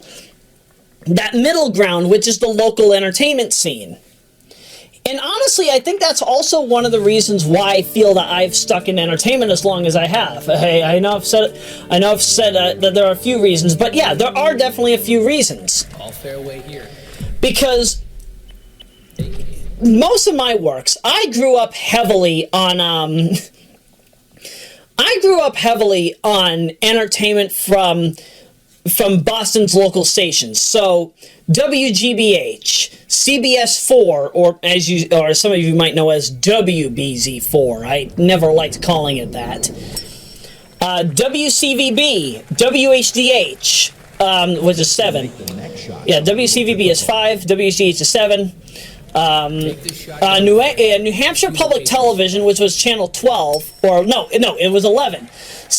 We also got New Hampshire CBS, which was channel 12. We had that during the analog era before digital came over and basically got rid of it. What else? We didn't get WGBY around here. WFXT, which is 25, or yeah, Fox 25 as we used to know it, or Boston 25 as many of you know it now. And that was done due to a political party stance change, apparently, because the majority of viewers, like the majority of Massachusetts, at one time Massachusetts was 54% independent. So ultimately, that's why WFXT changed their naming, because Fox 25 News is not really the same as Fox News. You know, by Roger Ailes in '96. Not the same entity. Not the same entity, and they wanted to basically make their own name for themselves. That's why WFXT rebranded, I think, in 2016 or 17. You got CBS4's sister station, WSBK 38, which went through many things. UPN 38, which is why I grew up with it as. Then it became TV 38, and now it's My Network TV 38. WGBX 44, obviously. Then let's also not forget UPN 28 as well. Almost forgot about that. WLVI 56. I feel bad though, because when Boston's WB went down, so did WB 56 News. Because that was a stronghold for John Keller for a long time, for a good while, and I would always watch that. If I wanted to watch 10 p.m. news, I would be watching that. And remember, this was in a time when WGBH also didn't have the 10 o'clock news. 10 o'clock news ended, I think, in 1991, either 1990 or 91. I actually have the broadcast on my hard drive. Really loved the music that track had. I was actually going to get this. She'll have to come up with a great shot to get out of this lie. Nope, lateral hazard. Fell in the bushes. Don't worry, though. At least it brought Ashley closer to the hole. So either way, yeah, she'll be fine. We'll all be fine. Even if we get it in the bushes, we'll find a way to get it to the hole. Pardon the pun! Oh my goodness! Do you understand why this had to be rated MA13? See, the only reason why this isn't MA17 is because there's nothing explicit being shown here. It's just golf. It's just golf. Like, for example, Golf Magazine's 36 Great Holes with Fred Couples. Yeah, I think that whoever developed the name of that title probably didn't think out that. I mean, let's not forget that there are other notable games with innuendos. 6-Inch My Darling, which is that's a text-based dating simulator for the Sega Saturn. And let's not forget that in 1995, the Sega CD got Wild Woody. I'm Woody! Wild Woody! That game is bizarre in its own right, and I love it for it. We have a tough play to the cup from here. But I do believe that Sega needs to remake Wild Woody. Make it easier to work with.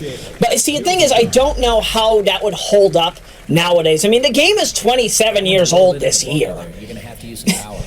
I don't know how they could bring back a game about a pencil who erases a lot of things. But yeah, and then what was the last one? what was PAX TV's what was PAX TV Boston's station on here? Was it WBPX? 'Cause I want to say it was that. And yep, WBPX TV. That's correct. That was channel 68. Then that became Independent Television, which you now know as Ion Television. Now, the reason why I ended up watching PAX TV was ultimately more so because at the time, you see, I didn't watch the Catholic Mass. Yeah, instead of the Catholic Mass, what we ended up having was, what was it? We had a lot of game shows on there that are finally in syndication now, thanks to Buzzer. Later seasons of Supermarket Sweep were on there. Shop Till You Drop. Syndicated broadcast of The Weakest Link, starring George Gray. Yes, the same George Gray that you see on The Price is Right. Honestly, George Gray did handle The Weakest Link well. Jane Lynch's reboot, the reboot that has Jane Lynch on NBC, did that even get another season? Cause I'm actually curious now. Hold up here, let me look up Weakest Link. Yeah, because I don't know. Did Jane Lynch ever get another series, or another series? Sync this, and you're looking at a. Did we get the sequel, or did it just go kaput? No, apparently, according to Wikipedia, it's still active. Yeah, there is currently no word on when Season 2 will premiere. Kind of like how there's no word on when Season 6 of Saints and Sinners will premiere. Honestly, I appreciate that Bounce TV it exists because, yeah, I honestly do believe that we now finally have some other sitcoms that, honestly, that's another reason why I kind of feel bad that both UPN and the WB got knocked off and then turned into the CW because, yeah, one of the biggest debates behind why we needed to bring back the WB and also UPN was because a lot of black shows ended up off of TV. It ended up off of TV for the longest time, and it was unsettling. Because the only two shows that had any relevant success when they got carried over was Girlfriends and Everybody Hates Chris. In fact, good thing that Kate's on screen. That was the first time I was ever introduced to Kate Fairbanks. It was an episode, I think, in March. Yeah, it was in March of 2008. She looks so different than she does now, but still just as memorable as she is today. And we would end up seeing her in a few other things, like in an episode of 2.5 Men, and a few other shows in the years to follow. At that time, she was still doing stuff in theater, which is why we wouldn't really see her much on TV until 2017. But it's always just pleasant when we get to see her, and that's why I was so happy when I was reminded when I was reminded of her presence on Everybody Hates Chris. I almost didn't recognize her at first compared to her modern counterpart. The front of the green is guarded by the only natural. But again, it was a happy time. It was a happy time. Again, Kate's been a part of my entertainment adventures since 2008, but more so since late 17, early 18. There's a good reason why I keep her around in all of this material, and it's because of just how much of an impact she has had on me musically. And honestly, at some point, I would love to... Oh, by the way, so this is on St. Andrews Links 9. If you want to do some massive experience grinding, do it here. Because you'll almost always get green in 1 every single time. If you get the green in 1, you get a good amount of experience. So back to what I was saying. So yeah, at some point, I intend to have a whole... I've written a whole bunch of music concepts over the years. I've had it stuck in memory since 2000. But I need very specific people in order to do it. So I would want to gather people such as Kate, Shaq, Ryan John Zemis, Marky Jester, and there's a whole bunch of other people from both within my team and just those that I've watched and listened to over the years. Heck, even Kenny G. Let's get Kenny G in here. Alexander Brandon. The list goes on and on. There are just so many influences that made up my musical tastes over the years, and I would want every single one of them to join me in making probably one of the greatest music albums of all time. I would have everybody gathered up to make the music videos. That's another reason why I even started. That's another reason why I started the Patreon account, because that was an ambition I've had for years. I've wanted to make the Royameadow Community Production Studio, potentially in Boston, Massachusetts, if not another neighboring city, such as potentially Brighton, Alston, Cambridge, or more importantly, probably somewhere that's better suited geographically, because I would want to choose somewhere that's, one, geographically sound, and number two has a very firm architecture, but number three, that is not prone to flooding. That's one of the problems that we have here as a that's one of the problems that we have here as a shoreside region in Massachusetts. It's that due to global warming, the water is indeed rising up over here, and it was mentioned in a 2008 report aired by CBS4 that by 2050, the entire Esplanade, the area where you see the fireworks spectacular here in Boston, used to be aired on CBS4. WHDH airs it now thanks to Bloomberg, but that's all anticipated to be underwater in the next 37 years and change. Yeah, so 38 years and change. So by 2050, maybe even more so now, especially with the way that climate change has significantly changed in recent years. But that's another story for another time that I'll need to look further into. Or that we'll all need to look further into, because let's face it, one program is not going to be enough to discuss this. Especially when constantly juggling around multiple topics like this. Excuse me. But it's fine. Oh, and there you go. There's the unmapped memory issue. See down there on the bottom? So ultimately, there's nothing you can do about that. If you loaded up two holes, like in this scenario, I forgot that hole 18 was still loaded in, or it was selected in the menu. So it was trying to load hole 18, and ultimately, you got that instead. There is an update available. Do I go for it? Yeah, I do get the update. You don't see it here because the window is not present, but trust me, I am updating. So I go from what? This is a build 13.203, and what did I upgrade to?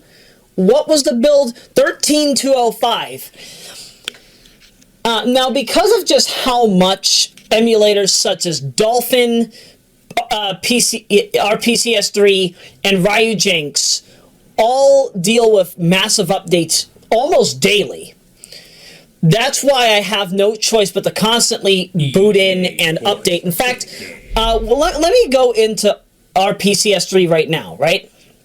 I'm going to open it up.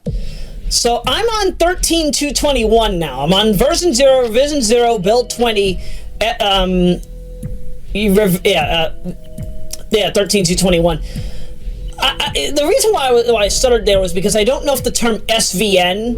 I'm sure that some of you know the term SVN because Gen's re-recording uses the term SVN to represent what build it is. Because between builds, between revision between version 11A and 11B, and then 11B to 11C, there were multiple revisions in between that went by SVN and then the number. I think it went deep into the 300s. I think it was like a build 384 or 348.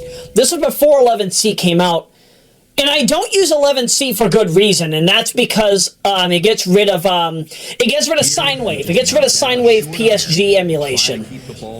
That's why I stuck with 11B all these years, despite its desynchronization issues. Let's gear up. Now this is one of my favorite holes, Pebble Beach 7.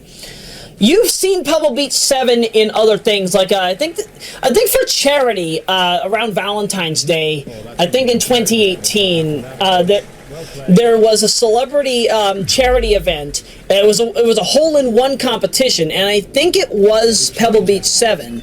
And if it wasn't Pebble Beach 7, it was somewhere with a similar design, and you had to smack your ball over to an island, and the person closest to the hole was the winner.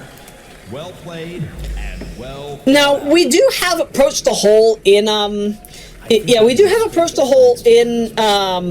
PGA Tour 12, but it's sadly not for all of the 19 venues that you get here. No, it's used instead for the the Electronic Arts, the EA Sports practice venue. And that kind of made me feel bad because, you know, if you want to practice, if you want to do some mini games, I would think, why not just have the game have all the holes? It's not as if there's a natural data limitation that prevents this. If I knew how to reverse engineer any of the PGA Tour games, I could probably put all of the mini games to have compatibility with their main golf course counterparts. You know, I wouldn't have to use the EA practice venue at all.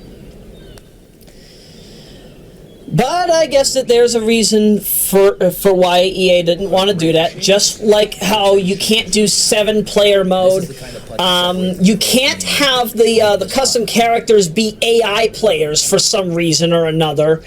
And as you've seen throughout the entire course of this, or as you've seen on native hardware, even if you play it on later hardware, if emulation comes to those, there's just no way to get proper 60 FPS support because it's coded in-game to be locked between 17 and 27 FPS.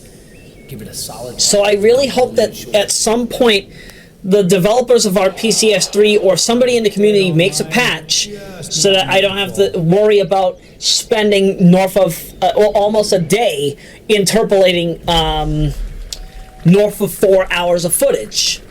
Let's finish this one.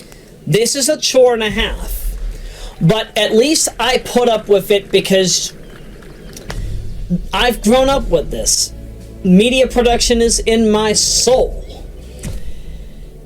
And what is definitely with me right now is the fact that I have just completed the first segment of this broadcast. So we're done with this segment for now. I will be back later on in the broadcast. We're going to be going to station break for 5 minutes. So enjoy the promotions for everybody. Enjoy the commercials. And we will be back for Hazeltine.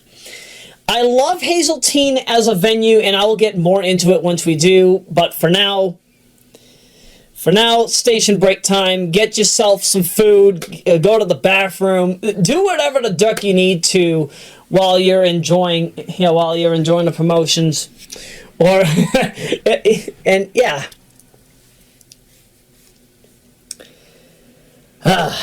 Really feels good to be back.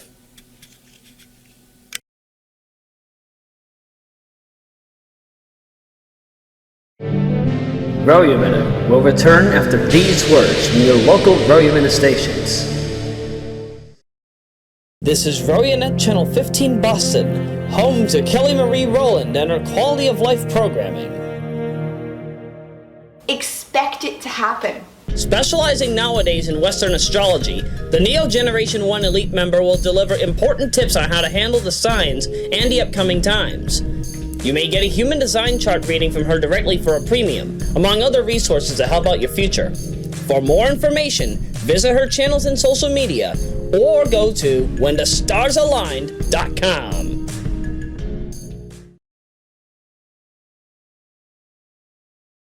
This is what heaven looks like.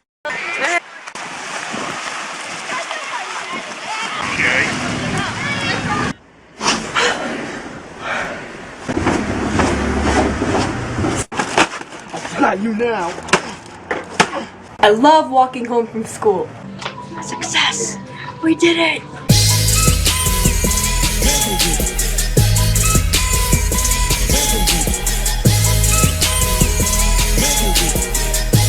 I'm a pro! I think that if dinosaurs existed today, then it would be really challenging for them to live.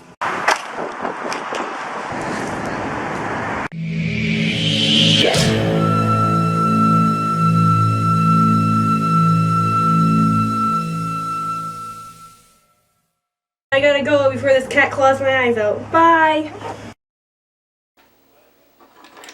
Gunshot or firework? Which one?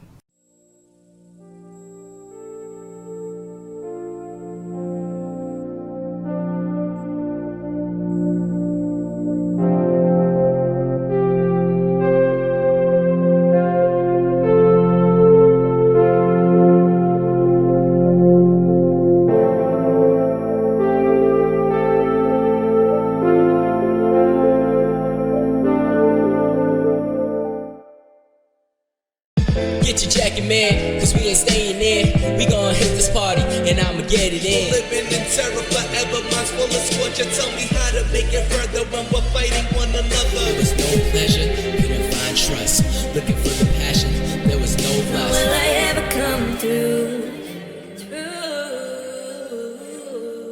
When the pressure's on, will I ever come through? Today's the day I fell in love with rap. Like a slave out of chains, I got freedom back. Like I'm back in the game and they needed that. Like I haven't got paid, but I feel I haven't. Body covered in armor, on the road to be on it. Couldn't wait on mañana. With this sword I'm a slider. I'm surrounded by cowards, each of them searching for power. In the body of one, with the strength of another. I am beauty, power and knowledge. You need me. You want me. You tell me move and I move, so when I do what I do, it's with the same point of view. Look at how they look at me. I thought about her, I dreamed about her. I think I know her, I'm talking to her.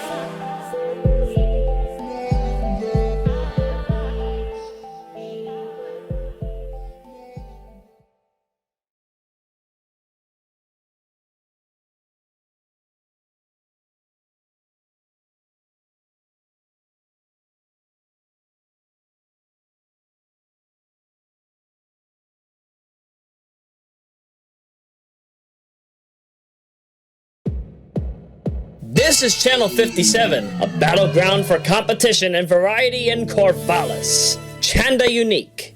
We're not that funny. The first annual Chanda Unique Potato Roast, a collaborative special roasting competition filled with mature comedy spanning across 30 minutes and change, is now available in its ultimate uncut form on Royameadow channel. Watch today! For more on Chanda's regular material, you may go to her channel. For updates from her, visit her social media handles and go to Teespring for CDUQ merchandise. Keyword, Unique Chanda. As of October of 2019, programming has also been made available in Eugene.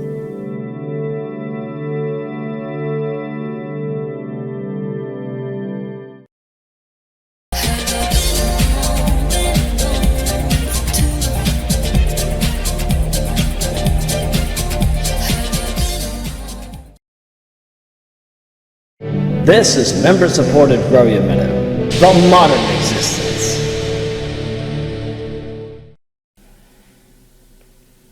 EA Sports. It's in the game. Yep, EA Sports. It's in the game. Welcome back to Offline Sessions. As said before, we are now taking on the Hazeltine venue. And as I said, I don't know what it is about Hazeltine that settles so well on not just the eyes, but also just swinging patterns and precision. If you are incredibly underleveled, Hazeltine is your best option for training. I don't expect you to get a whole bunch of hole-in-ones on this right off the bat, But for what it's worth, Hazeltine, you can do so much in such a short amount of time that it makes for a fun experience. The earlier holes help bring you in to help educate you on what to anticipate, but I can tell you right now,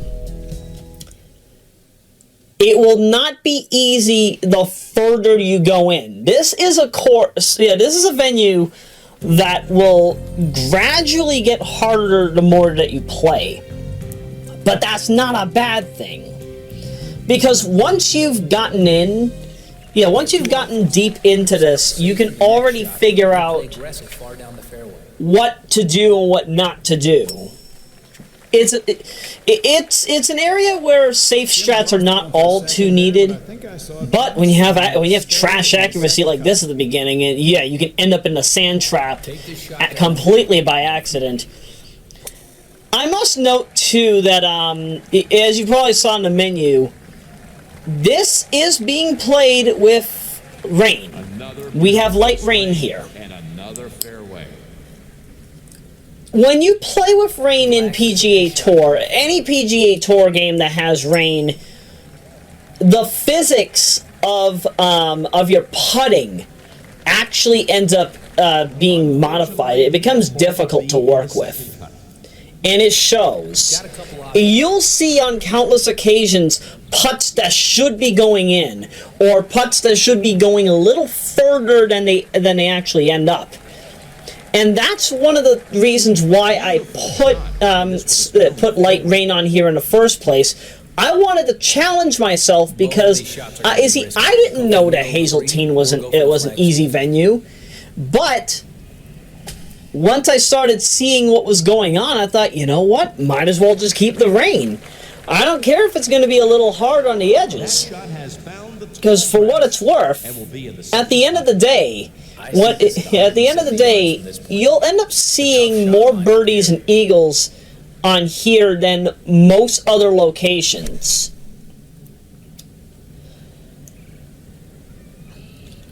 And I still haven't gone through all of the venues yet. This is actually the last venue that I have gone through because I wanted to make sure that I got this commentary out of the way before going to anything else. There aren't too many holes in in PGA Tour 12 that I have played up to now, from TPC Sawgrass to Hazeltine, that really stand out, and that's why there's only 2 bonus holes at the end of each session, in which it's me going through St. Andrews Links 9 and Pebble Beach 7. Those are really the only ones that stand out right now that I can do on low stats. Everything else I'll have to get to once I've got myself, Ashley, Luna, and Kate all up to all 75. And there's a reason for why I say all 75. Now, the way the PGA Tour 12 handles statistics, if you try to level up something too much, one statistic in that category, like for example, if I max out something in accuracy, the other categories in accuracy will end up lowering over time. And as a result, that will create some problems, because then you'll have uneven numbers when the time comes to level up those. So like, suppose I upgrade, say, like my swinging ability to 92.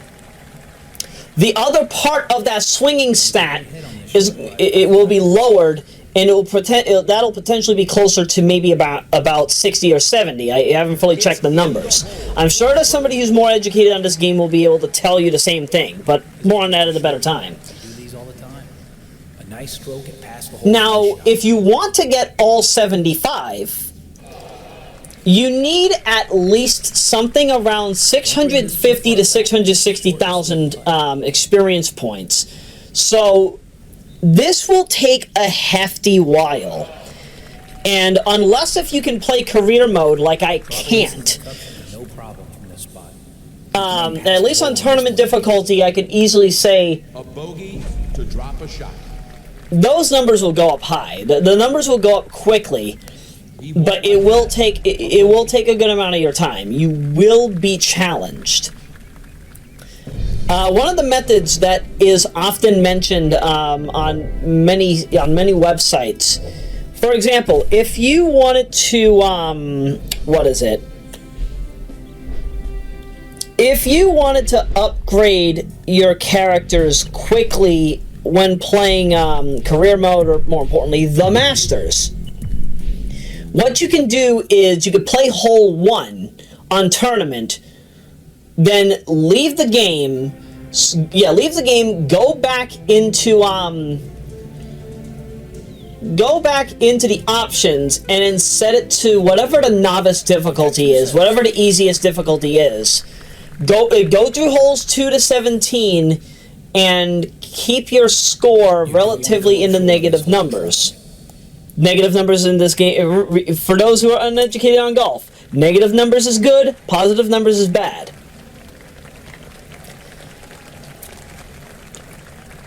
This is a chance here. And then what is it? Yeah, and then once you get to hole 18, exit the game, make sure that it's saved, but exit the game, go back into the options, set it to tournament. No matter what happens on hole 18, if you win the event or if you win the Masters, what will end up happening is that you'll get the full bulk of tournament difficulty experience. And that is how you can quickly level up so many characters in this game. Got a couple options here. Really makes for a fun time once you can get all the stats closer to 75, because by that point you should also have a good amount of the sponsors leveled up to level 4, and alongside that, a good amount of the items that you'll get from sponsors, they'll upgrade. Yeah, those will potentially boost up certain stats. They can be anything from a +1 to a +15. And if you can get some of the +15 items, you don't even need to upgrade yourself beyond all 75. One of the things I do recommend, though, especially if you're just starting out in career mode and you don't have an anus load of experience to work with, your best method would ultimately be to, what am I trying to say here? Yeah, your best method would be to use the EA starter gear, or it's something around that name. Either way, that outfit will cap all of your stats at 70. And having all 70 is better than doing what I'm doing here, 11, 11, 10, 16. I can't stress enough how much 11, 11, 10, 16 is not good for those who are just starting out.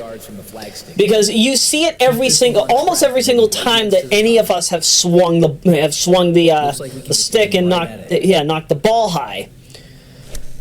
The ball curves.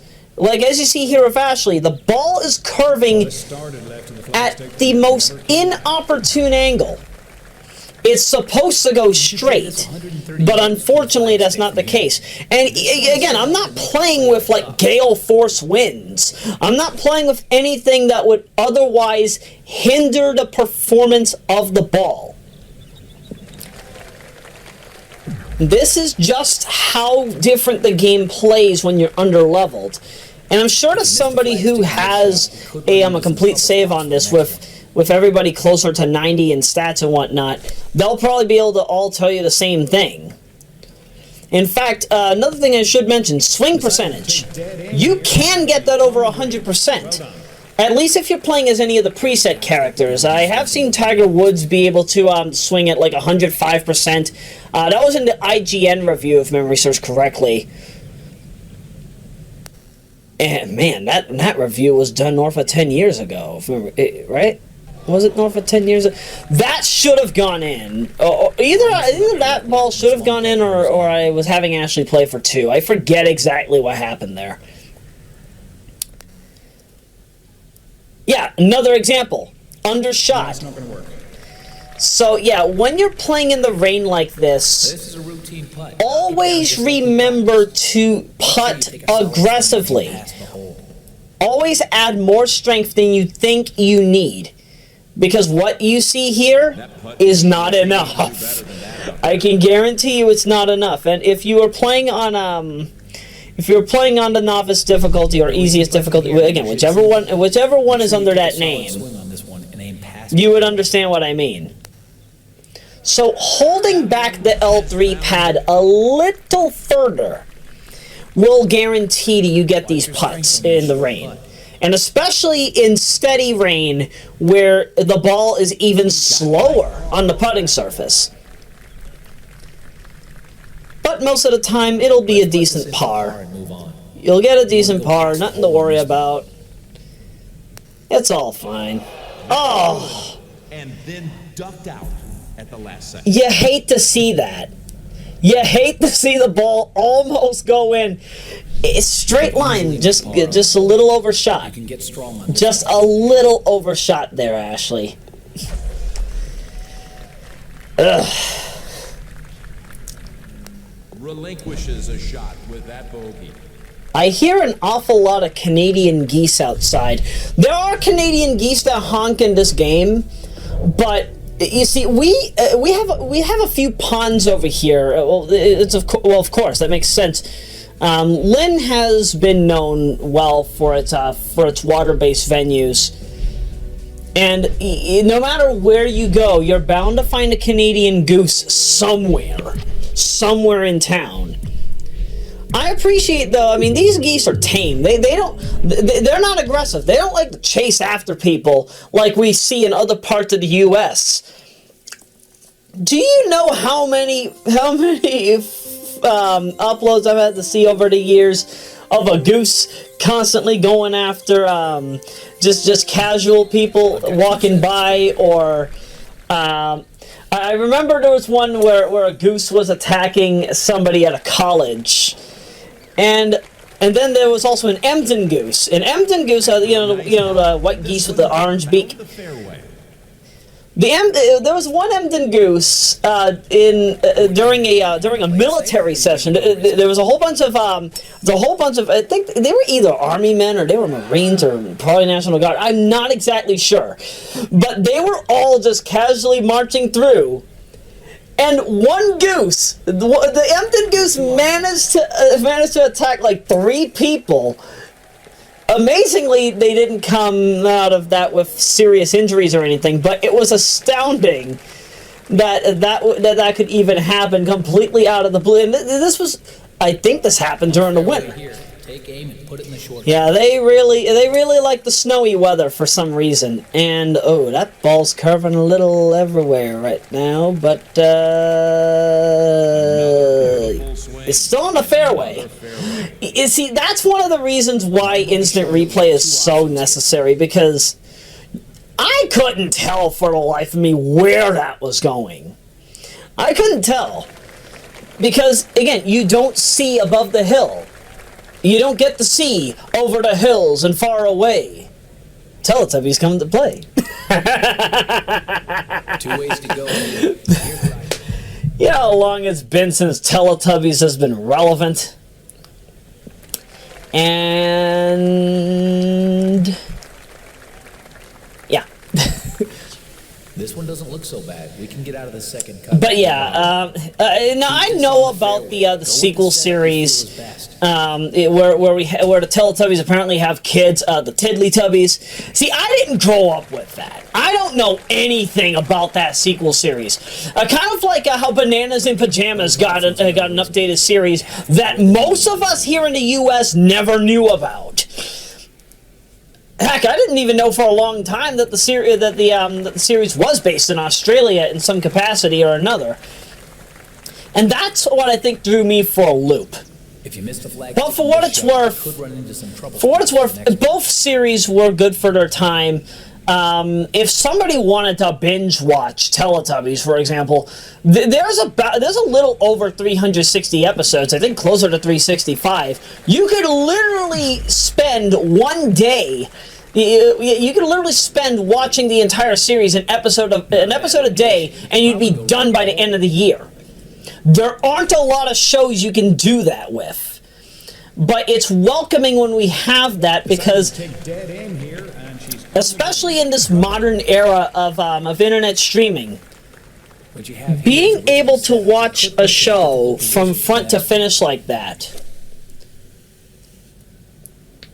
there's some kind of satisfaction once you get to the end. It's never a dull moment. But then, you see, then there are problems like, suppose you want to watch a show that is in syndication on one specific network. Because I've mentioned this locally, and it's been an issue for a bit. Get TV, for example. For the longest time, Get TV was airing, I think since like, for the past few years. We've had All in the Family. You got Sanford and Son, Amen, Hot in Cleveland, and a few others. Amen, however, is probably one of the roughest examples of what happens when you have only a few shows on your network airing in syndication.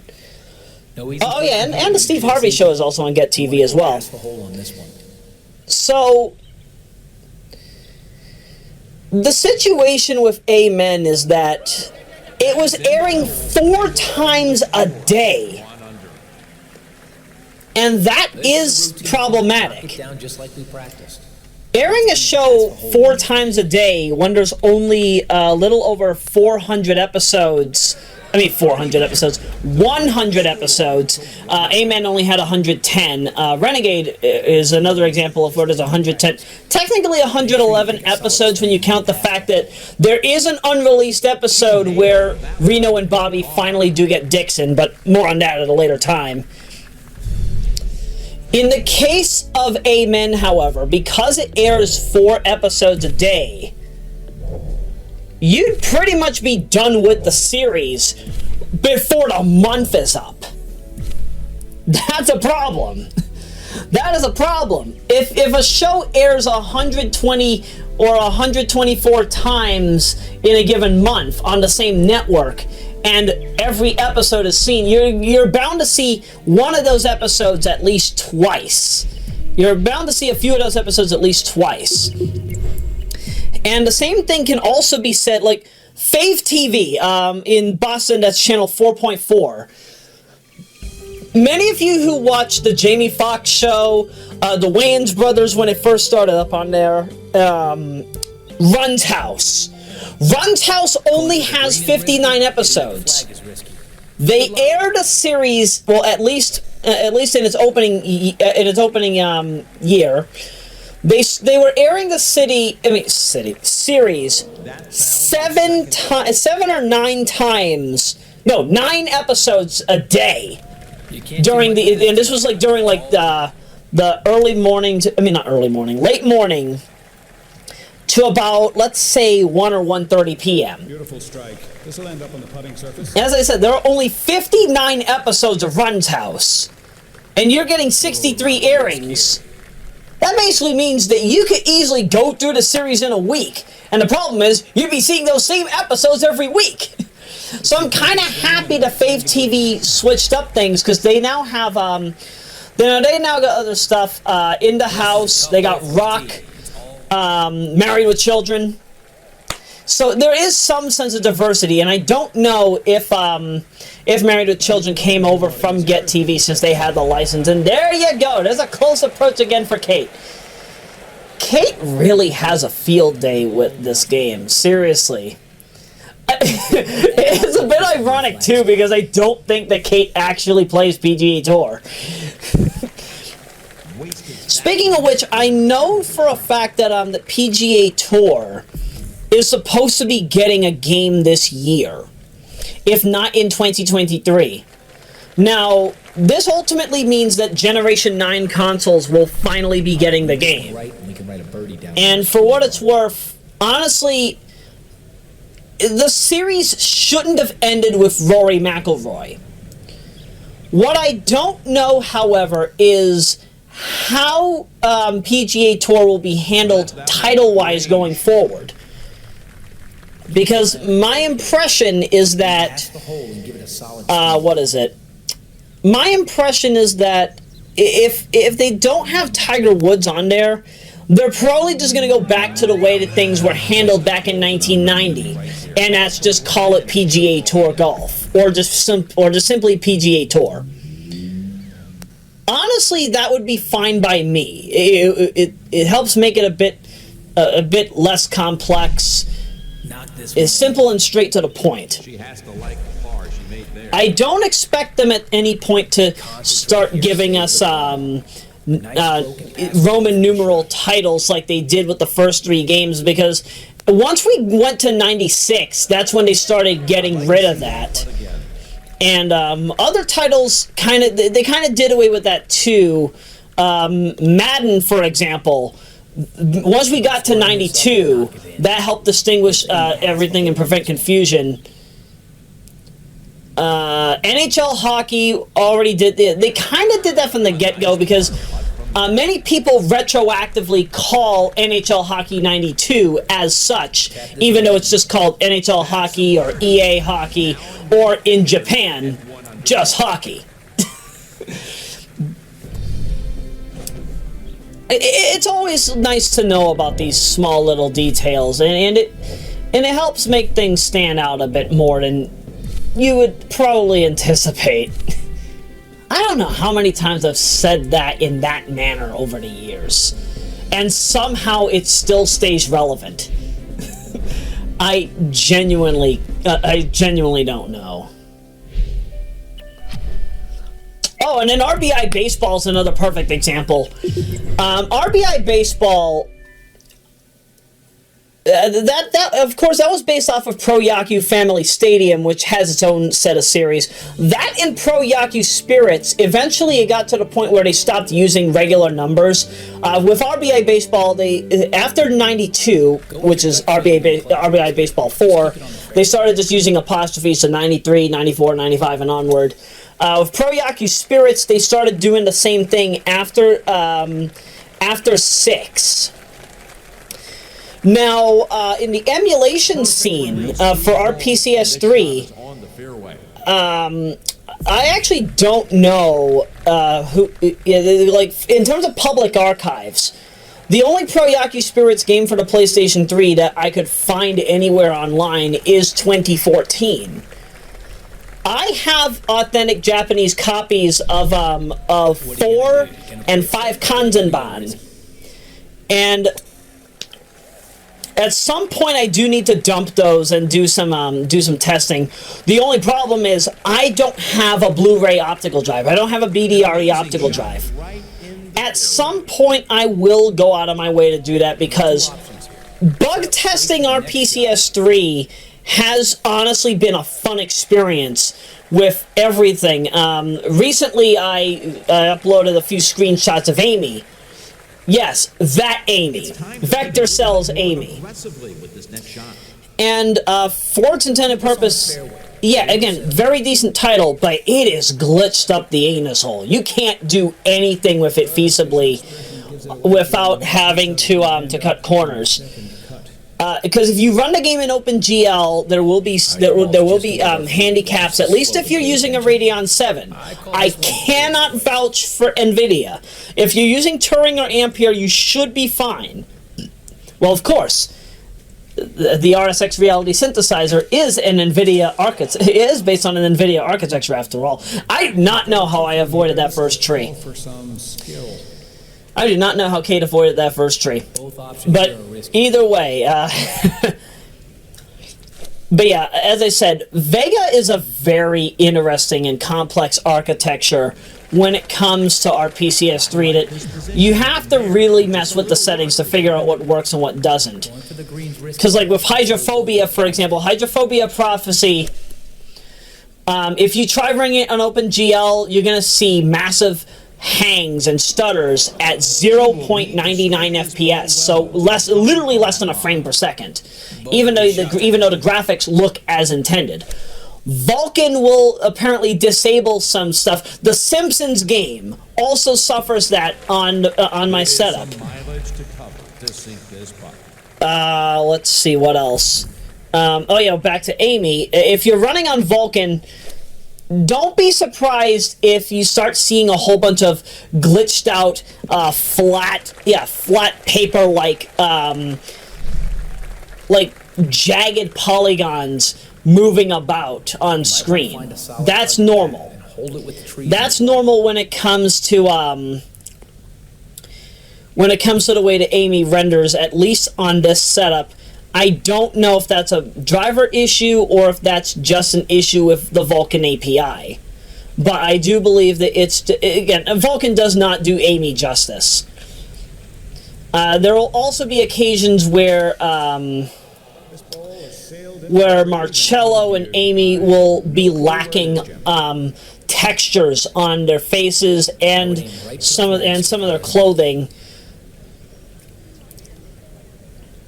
And some of the models of other characters, it'll end up looking like a jagged mess. It's rough to really explain it. You'd have to see it for yourself. That's the way you can get a good lie and a better shot. Oh yeah, Lana, that's who I'm thinking of. Yeah. As I said, not an easy experience. At least for now. At least until RPCS 3 gets some serious upgrades down the road. We're going to have to deal with this for a bit, but it's fine.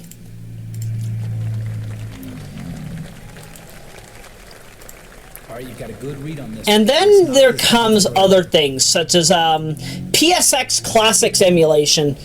Mortal Kombat Trilogy is able to be run on our PCS 3, but it is still, it's jagged around the edges. You're gonna be, you'll see a lot of times where the game will freeze during a loading screen and then it just never goes anywhere. Usually happens during or after a fight. And sadly, there's no way to fix that. So ultimately, if you're gonna play Mortal Kombat Trilogy, either play it through one of two ways. Get yourself Gens 32 Surreal, get yourself the emulator Gens 32 Surreal, and get the ROM hack Ultimate Mortal Kombat Trilogy, which allows you to play as everybody from original Mortal Kombat 1, 2, 3, Ultimate 3, Trilogy, and even brings in some of the characters from MK Mythology Sub-Zero. If that's not satisfactory enough for you, there is also the Mugen port of MK Trilogy, which also settles well. I forget what it's actually called. I would need to do some digging. I can, you know what? Screw it. I got time. I've got north of an hour. I got over 82 minutes to work with. Yeah, why not? I got it right here. So PC titles. Let's scroll down and see if I can find it.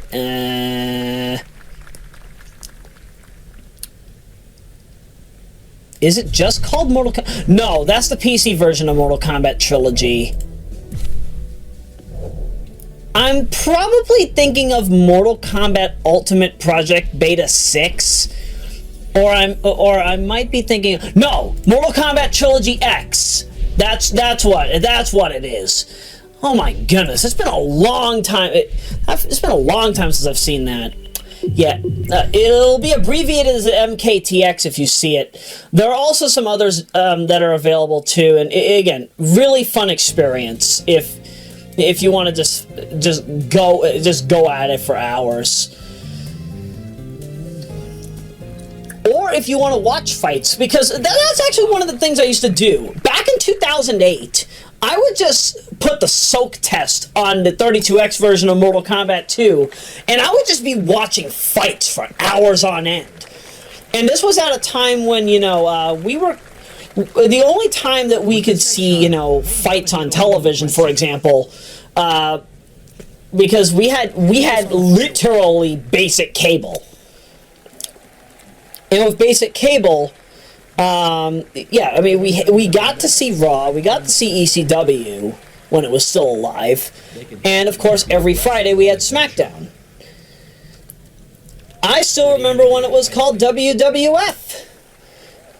And I feel bad that we're in a time where, if you remember correctly, it was due to legal reasons that the World Wildlife Fund ended up having to it ended up claiming the WWF name, and then World Wrestling Federation became World Wrestling Entertainment. Somehow, see, I don't know the whole backstory behind it. I don't know who truly had the name first. Or no. If I remember correctly, World Wrestling Federation did have it first. Kate, how are you getting through these trees? Oh my goodness! Seriously, we need to get one of these days. Kate, we need to get Kate on a golf course so that we can see how well she can do things like this. This is just pleasant. I'm loving this. I am loving this right now. Please don't go on the drink. Nope, it's fine. It's fine. She did not go on the drink. She didn't go on the drink. She is safe. This is lined up for a play at the cup, but it will be risky.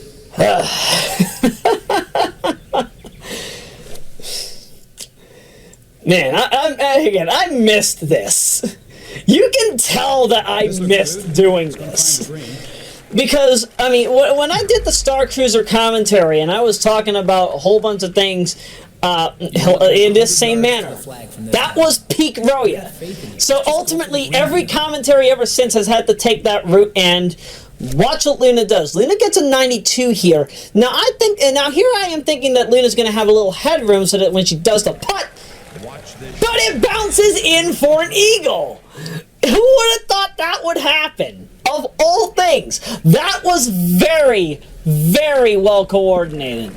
Bounces right in. And that's the only eagle you're going to see on Hazeltine, if memory serves correctly. If there is another eagle, I think it's during the second round of Lynx 9, and I know for a fact that there isn't an eagle on the second round of Pebble Beach 7, because an eagle on Pebble Beach 7 is a hole-in-one.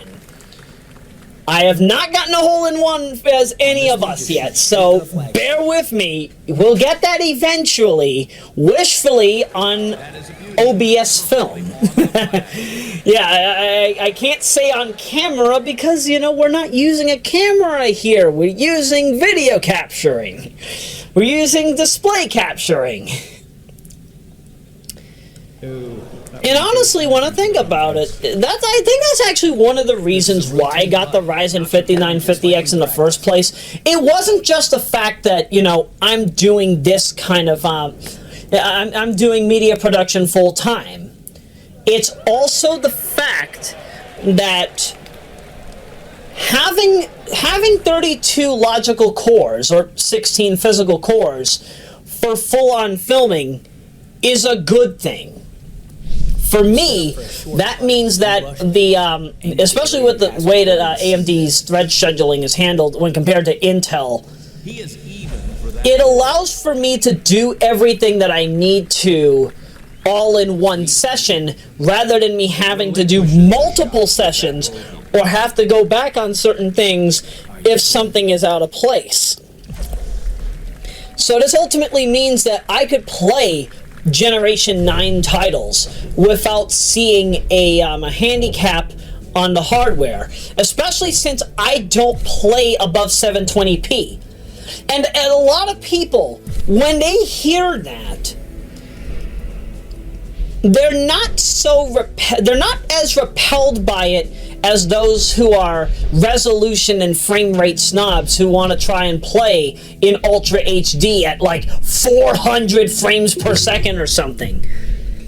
For me, I don't need that. I don't need 2160 or 4320p at say like 360, 400 FPS. All I need at minimum is 720-60. And down the road, I do believe that that will be more than enough for many people, especially on the front of broadcasting.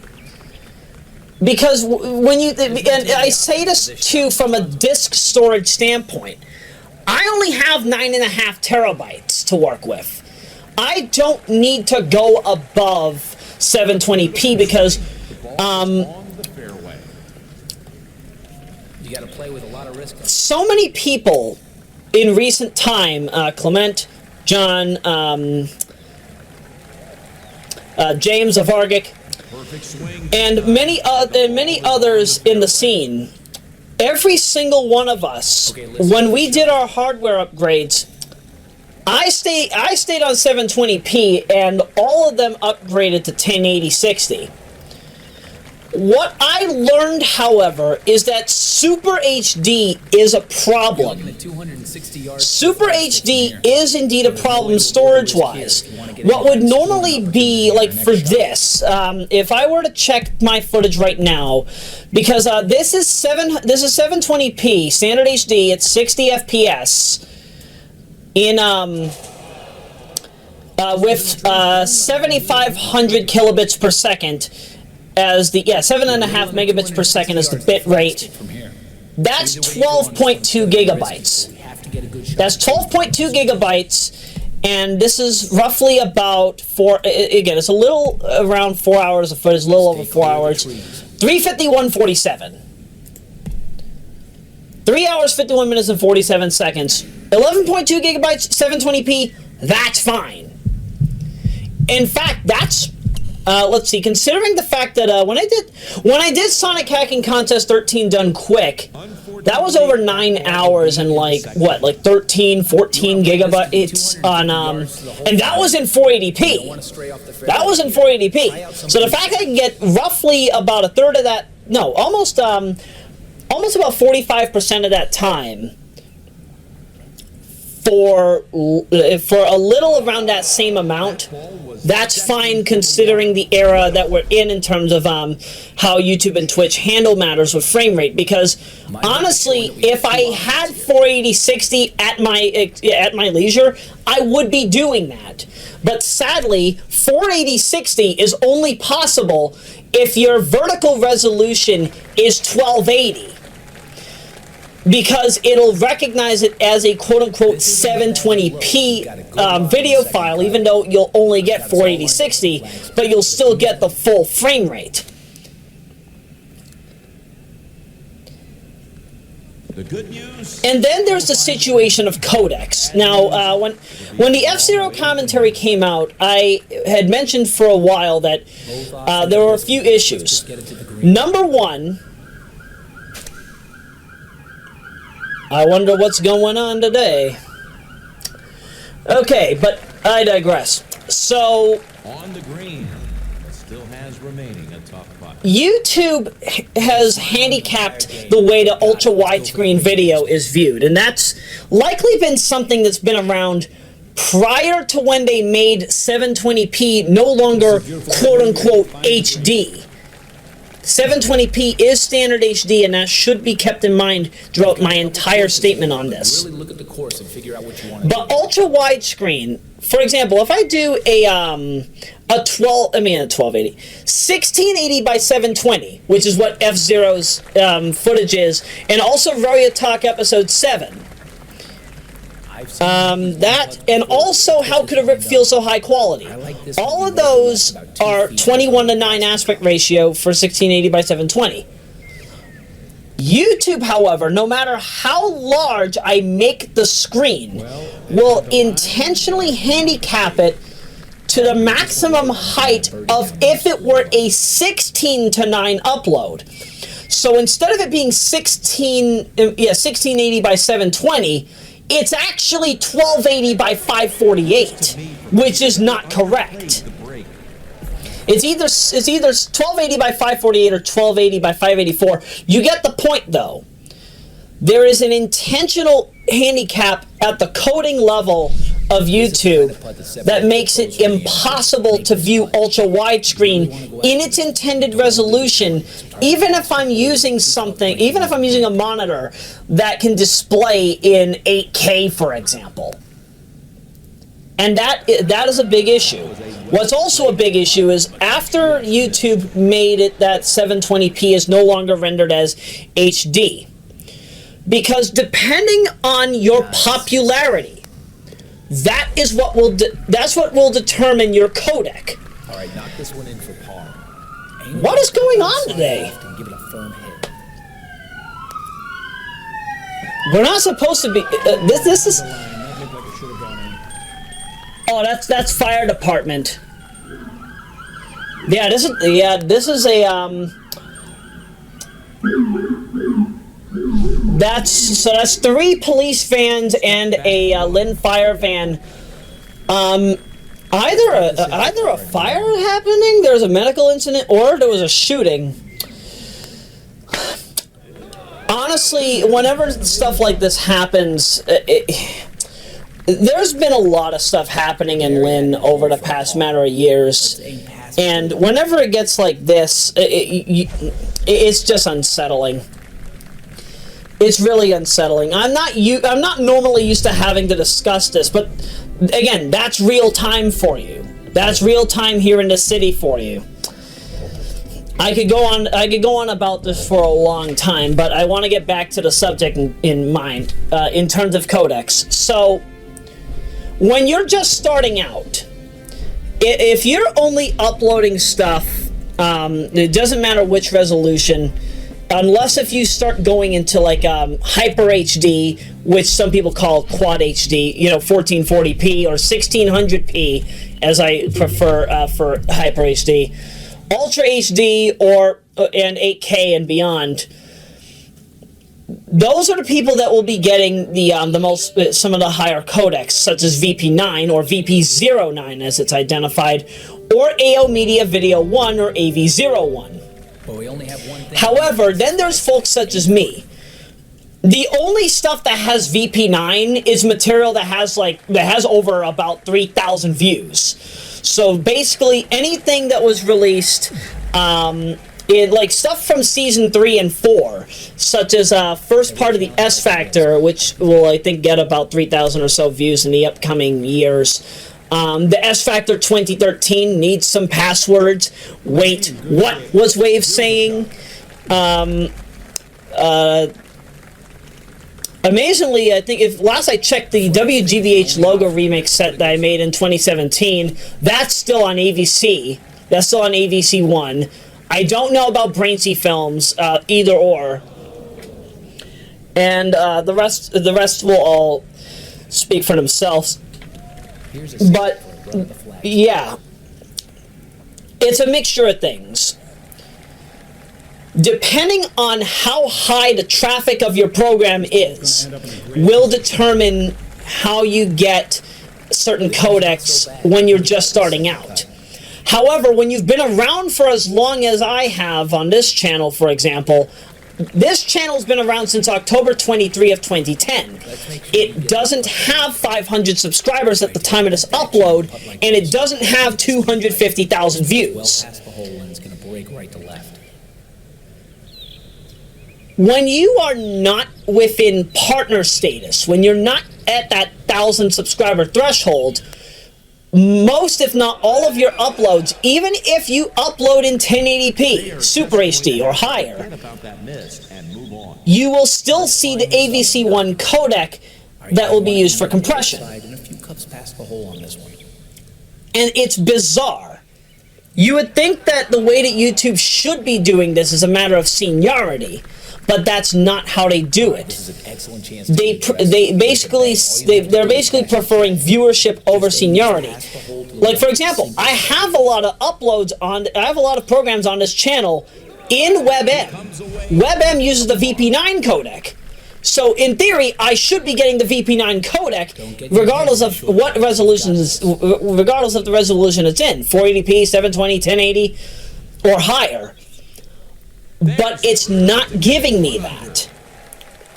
So ultimately, building up subscriber, building up the follower, building up the follower base, building up the viewer base, that is ultimately the only way to see those better codecs until YouTube gets off their anus on this situation.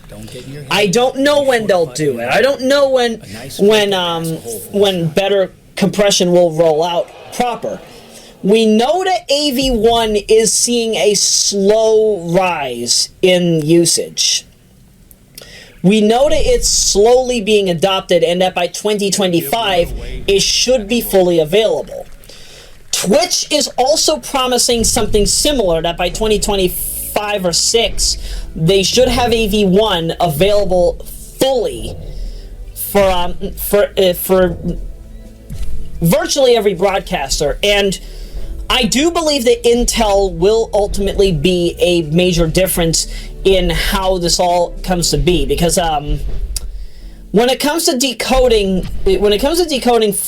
video files with these much higher tier forms of compression, VP9, virtually anybody who's on a system with hardware over like the past 7 years should be able to do VP9.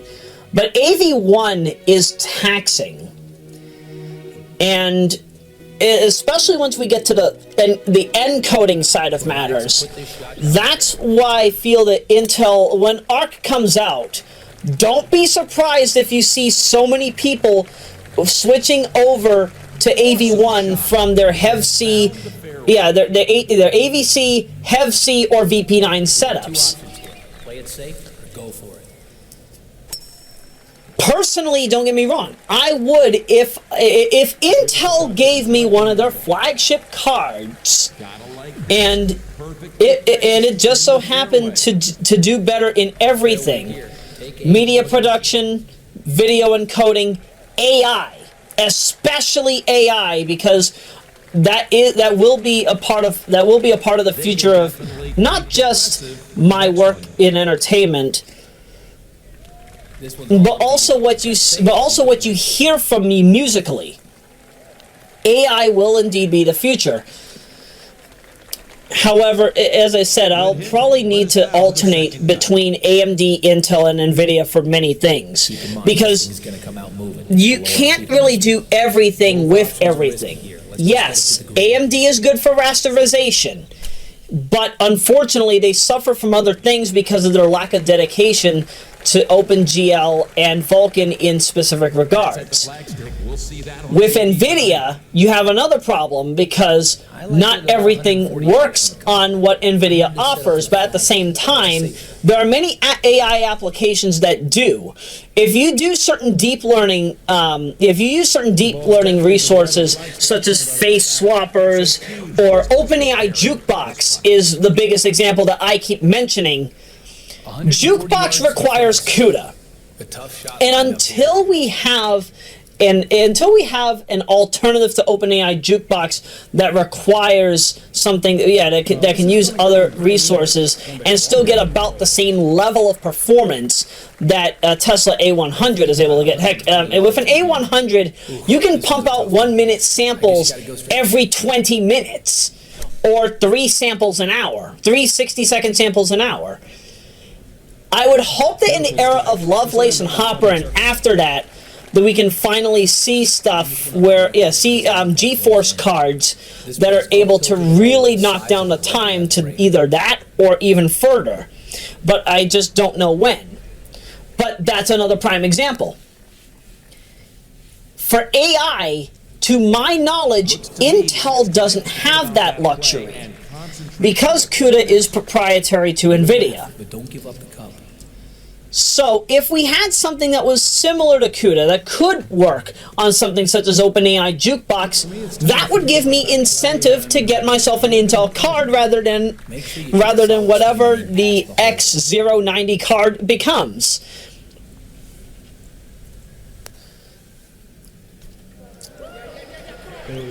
And it actually kind of makes me feel bad that the Titan amp did not come out, and I don't know if it will. Let's aim past the hole on this one. I mean, we have the 3090 Ti, but there's a reason why Titan is so important as a resource, because it basically gave you not just the flagship GeForce performance and then some. With that extra threshold of video memory does come in handy, especially in OpenAI Jukebox's case, where even a Tesla T4 is brought to its knees at 16 gigs. The Titan RTX can handle some things that the Tesla T4 can't with its 24. Par's a great score on this hole. But at the same time, Titan cards also come with some Quadro certification. So if I wanted to dive into some certain unique model renderers, or if I wanted to dive into, say, like science, arithmetic, and medical, yeah, I could get away with that with a Titan more than I can a GeForce card, and roughly at half the cost of a Quadro 6000 class or 8000 class. And again, I could talk about this until the cows come home. But fact of the matter is that at some point I will have multiple systems dedicated to different things. So yeah, for Intel, eventually the plan with the PowerSpec 4322 is in 2023, because the 4322 came out in 1998. It came out the very tail end of 98, and we got it in 99. This system is running a Mendocino era Intel Celeron at like 366 megahertz. The plan is to gut out this system, put in an Intel put in a 149K, and just go off to the races. Have I think at that point Battle Mage should be out. Oh, by the way, I really don't like hole 10 here. Hole 10 is so convoluted, especially when you're underleveled. Because of how bad all of our swing curves are, you'll see. You'll see what I'm talking about. But back to what I'm saying here, the 4322 is... I want to do second generation everything, so to speak, with this. So when I think about it, because originally Meteor Lake was supposed to be Generation 13. That's why I kept saying second generation Intel hybrid architecture when I was talking about this to Micro Center. Micro Center actually did showcase my 4322 in one of their how it started, how it's going posts, which was welcoming. I enjoyed that from their social media channel. Helped give me some attention back in 2020. So yeah, so by that point so having keep this on the fairway. Having the Meteor Lake flagship and then whatever the Battle Mage flagship is, that'll be nice because one, it helps me stay true to my second generation Intel theme I'm kind of going with here. And at the same time, because this was an all Intel system to begin with, and since it's going back to that, it'll be nice to be able to see what I can do from on many standpoints. So I could have the eMachine Sleeper stay as an all AMD and just focus on recording games. With the Intel system, I could focus on AI and AV1 encoding. And then, oh, come on, there was nothing there in that tree. Yeah, 3D me is upset, I'm upset. Oh, see, this is why I don't like this particular venue, but you see why I did it. I intentionally did that so I could get the ball closer, and right over the trees we go, right to the hole. This looks good. It's not going in, though. No, I knew I was going to have to probably putt for two on that, so it's fine. It's totally fine. Risky shot, but going for the green is an option.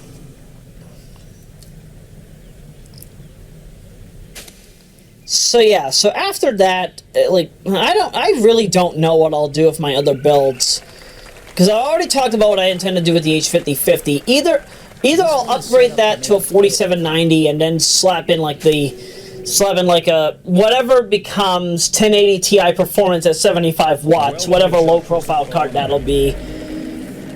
Probably max out the RAM to 16 or 32 gigs.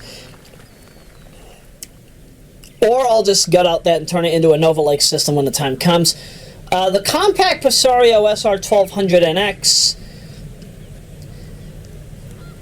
See, the thing is, my original intention with that was that was going to be my Micro ATX Threadripper build. But after AMD basically, well, no, it's not AMD that left Threadripper in the dust. It was just third parties that did it. Third parties basically moved away from Micro ATX for Threadripper 3.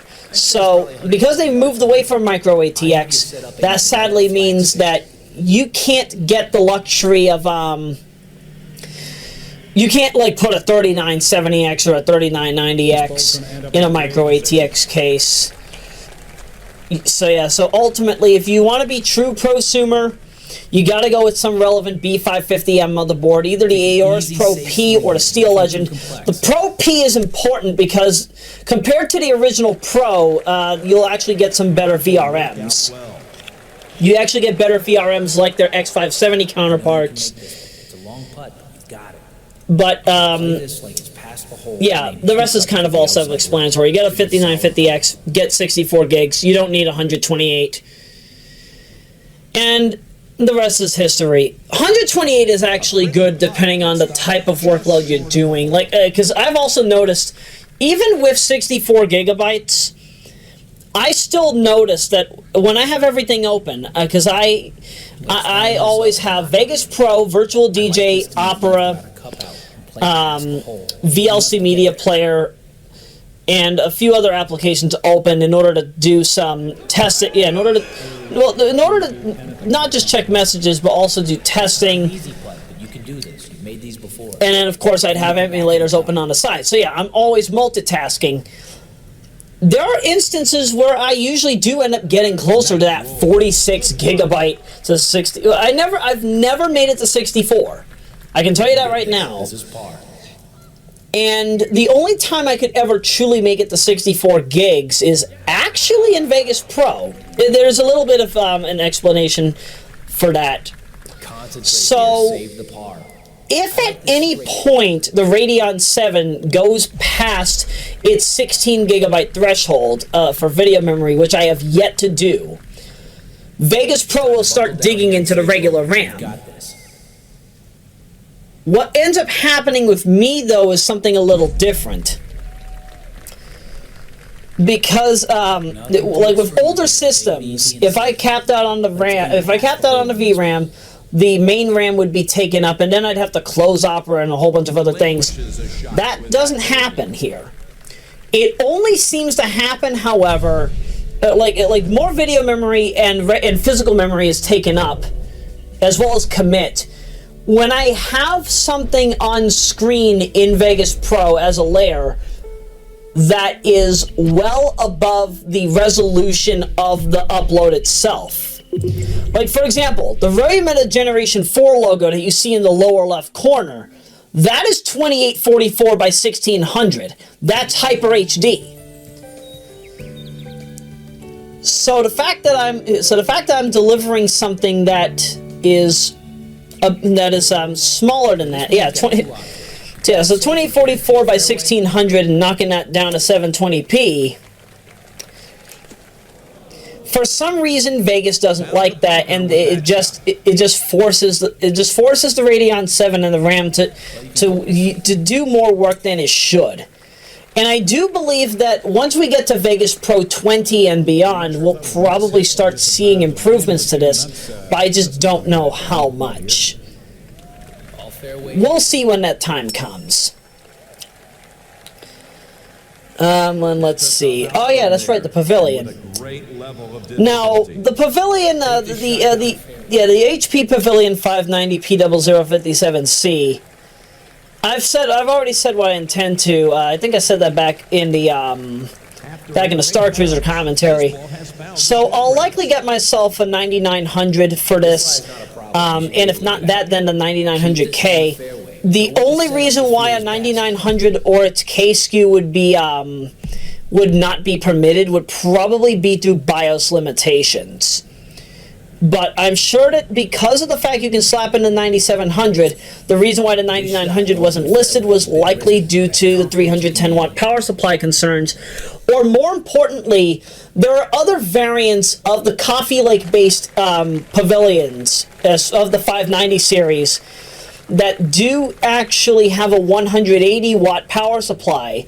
Those are ones that were not meant to have a graphics card in them, and that's why the certification for a 9900 isn't permitted, because when you have the RAM, the optical drive, the hard drive, you're using a good few watts already.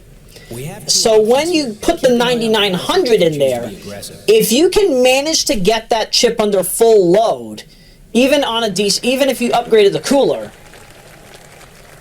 it ends up becoming a weird scenario where the 9900 can use up to 176 watts. And that is why I believe Hewlett-Packard did not permit the 9900, or at least did not have it listed on their website as a chip you can do for an in-socket upgrade. But the reason why I would rather go for the 9900 as opposed to the 8700 or the 9700 is because, well, one, I'd get the most gaming and workstation performance out of this OEM system, and at the same time, I wouldn't have to worry about the massive frame rate lows that the 9700 suffers from. My 8400 suffers from the same thing. And Steve Burke at Gamers Nexus, when he was talking about the 9600K, same situation. So all of that combined, plus whatever ends up becoming the next major graphics card at 75 watts from NVIDIA, because as I said, it's going to take a while for Intel to truly give us the performance and resource set. I'm happy I saw that right at the moment, because so let me explain what happened right there with Luna. Luna was not supposed to hit that in the way that she did.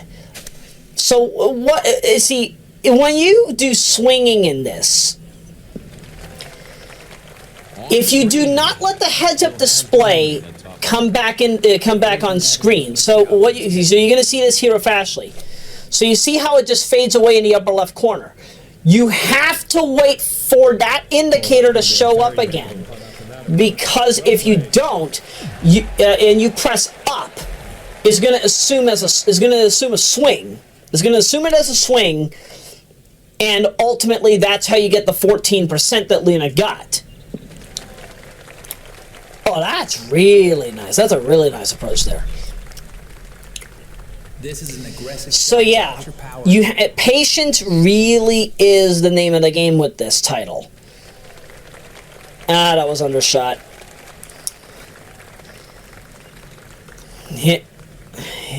You see, when you have to do these smaller shots and they tell you to swing at like something between 65 and 85%. Playing for a two-putt. Want to target this one past. Ultimately, the fast way to do it, because I have the speedrunner mentality here, is I think to just have the swing go up somewhere in the middle, and then do the swing. This is a routine putt. And then just immediately hit directional pad up. Unfortunately, however, that won't always work, and sometimes you get knocked way off the mark.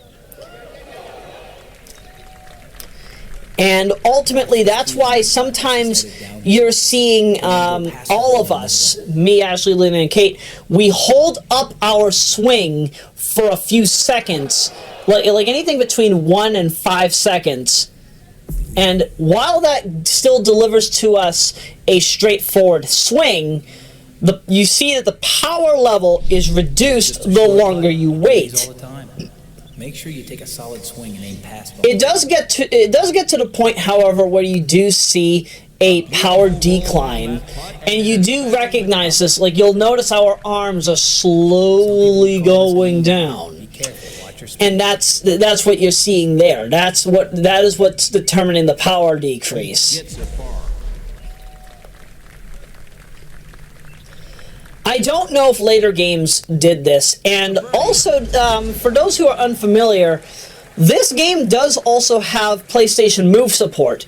Now, I never grew up with the PlayStation Move. I didn't grow up with a Wii in my house. So, honestly, motion controls, they're still a bit of a rocky subject for me to talk about because I didn't grow up with them.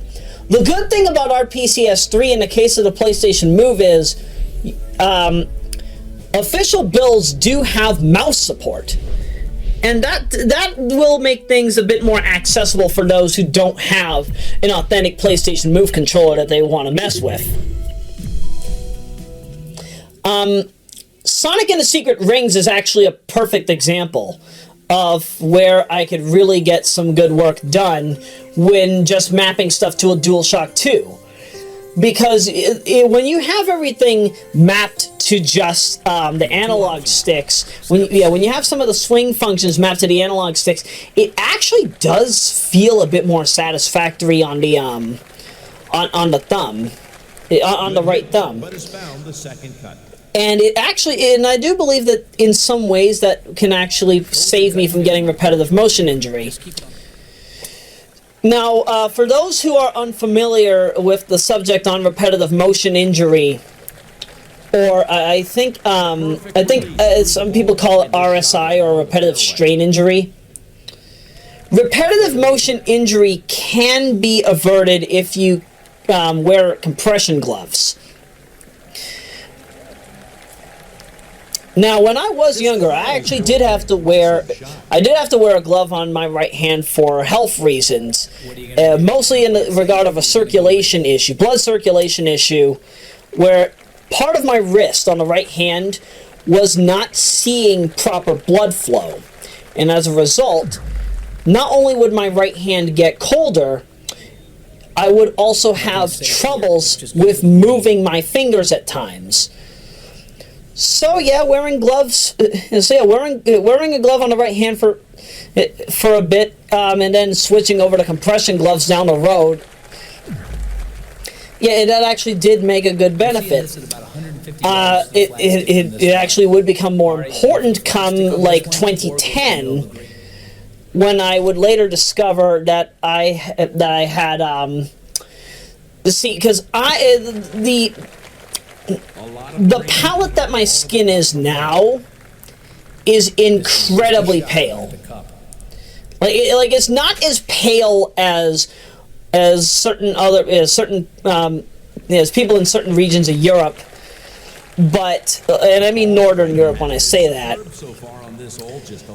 But in my scenario, I don't tan well. In fact, I do believe I can run the risk of getting sunburn. Yep,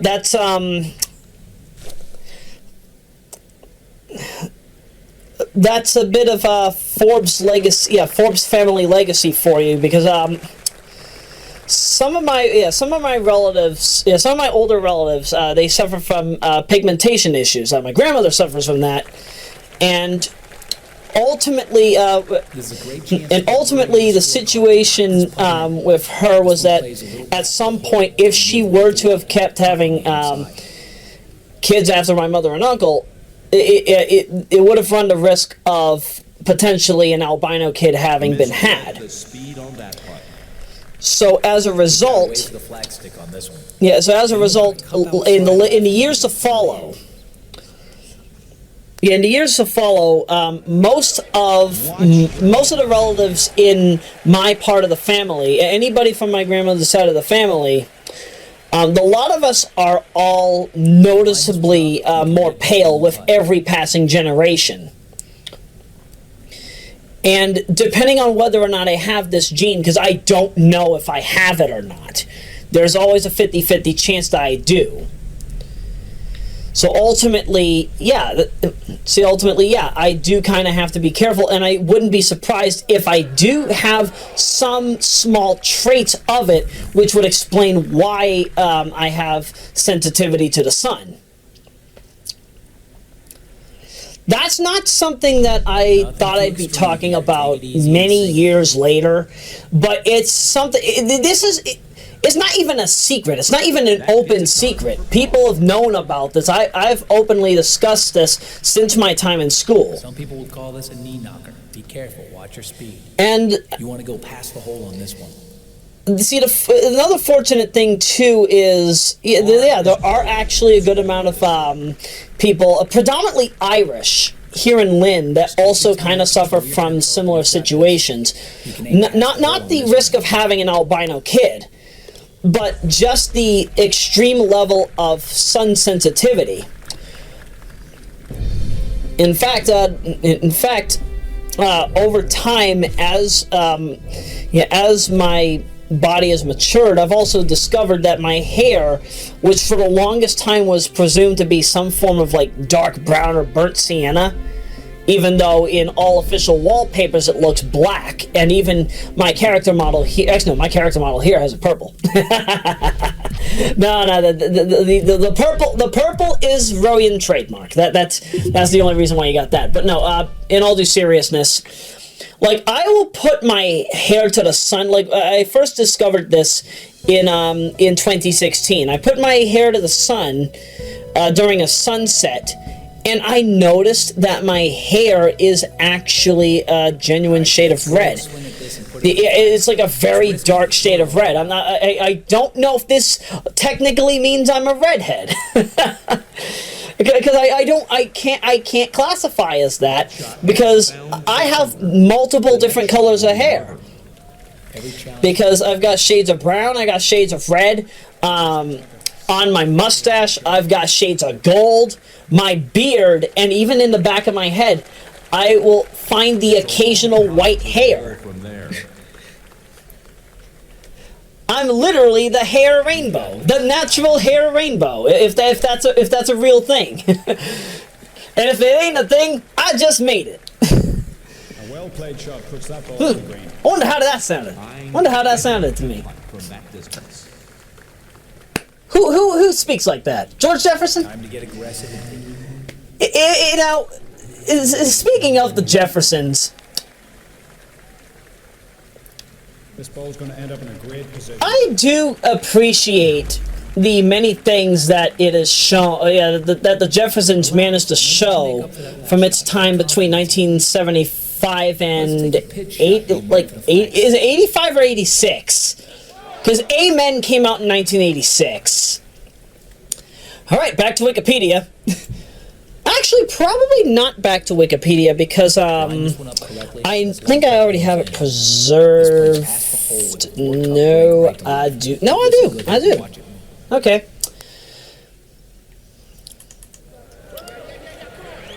Did my mouse just reset?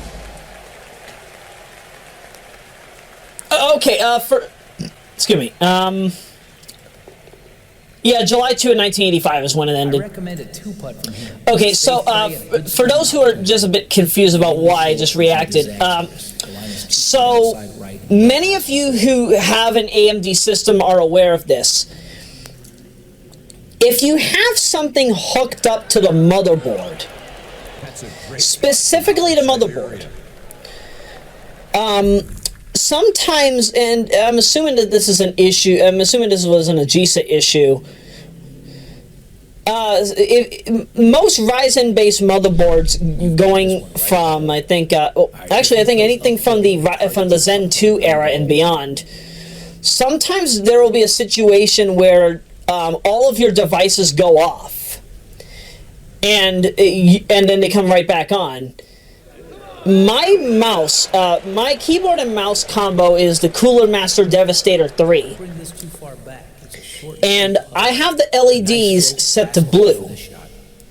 I have them set to blue because they're the easiest on the eyes, and they're the color that is least likely to burn up my, especially in the case of the mouse, it's the least likely to burn up my thigh, because blue light, for some reason, has low thermals.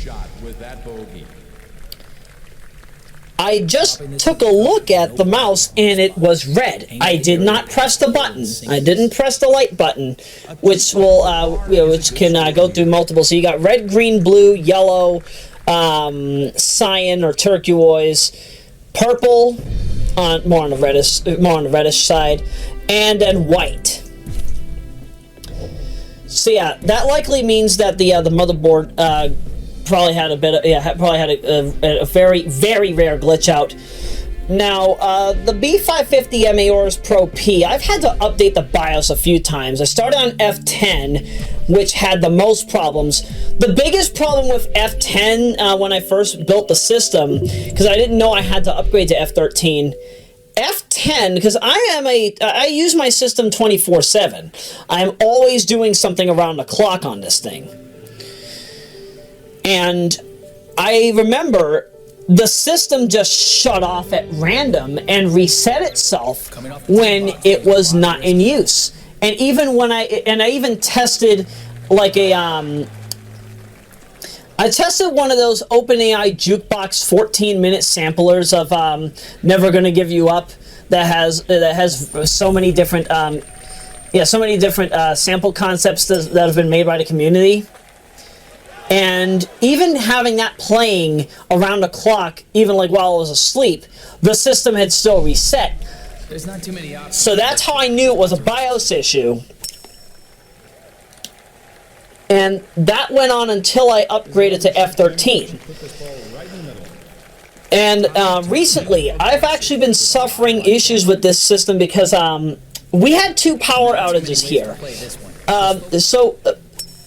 So the Starbucks over on the Linway, there was a transformer explosion that resulted in power being cut off to all of Lynn for about 6 minutes between like 7:01 and 7:07 a.m. When the system came back on, I started noticing that there were certain services that would not open, and after another accidental power cutoff, when I accidentally pulled out a scanner as opposed to the when I pulled out the eMachine sleeper as opposed to my scanner, they both have the same type of cord. So I was ultimately thrown for a loop when the eMachine sleeper came off. Turned it back on, and I'm noticing that even more services are disabled or broken. I cannot access Microsoft Store. I cannot use Weather. I can't use 3D Paint. I can't even play regular Microsoft games. I had to download the Windows Vista and Windows 7 game suite in order to play things such as Solitaire or Minesweeper. You can see how much of a problem that actually is it actually would be, because I don't know if other essential services are damaged, or more importantly, corrupted. So I know at some point I will have to go out of my way to do a clean install of Windows 11. Or just do a repair install of Windows 10, whichever one is more effective. See, I'm holding off on getting Windows 11 until there is enough of a reason to use 11. Because to my knowledge, Windows 11 is really only beneficial from a security standpoint. But one of the things that you'll see a lot of people who already are on Windows 10 Enterprise do, like me, is that we're going to stick on 10 until service is no longer supported in 2029. The situation with 11 is that if you were to upgrade from 10 to 11 right now, you would have to completely retrain so many new workers in Windows 11 if they're already familiar with Windows 10. And going up one generation of operating systems, to me, is not worth it. Because I'm sure that there were a lot of people when when Windows 95 came out, and then 98 came out a little bit after. Going 95 to 98 was actually a bit substantial, but then you had ME and you had NT4, ME, and 2000. I did not see the benefit. I didn't see a serious benefit in going from 98, which I have on the 4322, the PowerSpec 4322, up to 2000, aside from slightly better accessibility of certain applications, it really wouldn't be until XP came out, XP and Server 2003, that I was like, okay, there's actually a genuine reason to use XP over 98. And that's kind of the same mindset that I had going from XP to 7 and then 7 to 10. I completely avoided 8 and 8.1. So, in my mind, I'm trying to think to myself now, what would be the better option for me? Do I stay on Windows 10 Enterprise until support is fully ended in 2029? Or do I switch to 11 after consumer support is ended in 2025? And then have everything on Windows 11 and everything else that every new system that I built, just have that run Windows 11? I don't know. I genuinely am unsure. But at least as far as it stands right now, that probably seems to be the best course of action. And it probably might make better sense. All that I hope, however, is when going from Windows 7 to 11, or even 10 to 11, that I don't have problems with applications that would otherwise work on Windows 98 to XP, because I still have a good amount of applications and games that I used to use in the late 90s and early 2000s that are still able to be used in some capacity now, We have two options here. Play it safe. even if I have to use a virtual machine to do it. Like, for example, one of the reasons why I have not touched Super Game House Solitaire Volume 2 is because you need to have Go with the setup. you need to have Windows XP. Volume 1 is technically able to be run on Windows 10, but you have to have an authentic license from iPlay, and the original Super Game House Solitaire does not have any official Windows 10 support, unless if somebody were to code in that later on down the road. Volume 3 works like a charm on Windows 10, so that's fine and dandy. And there's the situation that I mentioned again. See, I did not wait as Lena, book is showing that we have two and that's why that was a 6% hit. That could have been something better, but sadly that wasn't the case. Sadly, that wasn't the case. It's a shame when that happens, and I hope that future titles in the PGA Tour series are a bit more 70 yards. precise on that, for lack of a better term. Risky, but we have to get a good shot. But back to the action. And what was I saying? Hourglass. So people have known for years that one of the only ways to do quote-unquote emulation, or do tool-assisted runs of Windows games specifically, is through Hourglass. Hourglass was optimized with Windows XP in mind. You've got to go for it. And if you did have Windows 7, you could get away with using Hourglass, provided that you weren't on a certain. If you didn't install a certain build of NVIDIA's driver or later, then you would ultimately still be able to use Hourglass today. I think one of the only games I tried to record Mega Man versus the World back in like 2011 or 12 when I was when I got into Hourglass the first time, and I also did Luigi's Boo Hunt, and that was a good 90 levels and change. Now, that was a fun experience. I do need to talk over that at some point, probably during another offline sessions entry like this.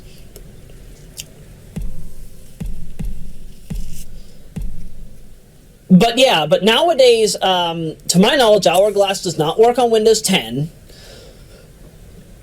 And I think that there is some relevant Windows application that allows for you to have that allows for you to do input saving, but I don't remember what it is. There is somebody out there that does do Mario Forever Advanced Edition tasking.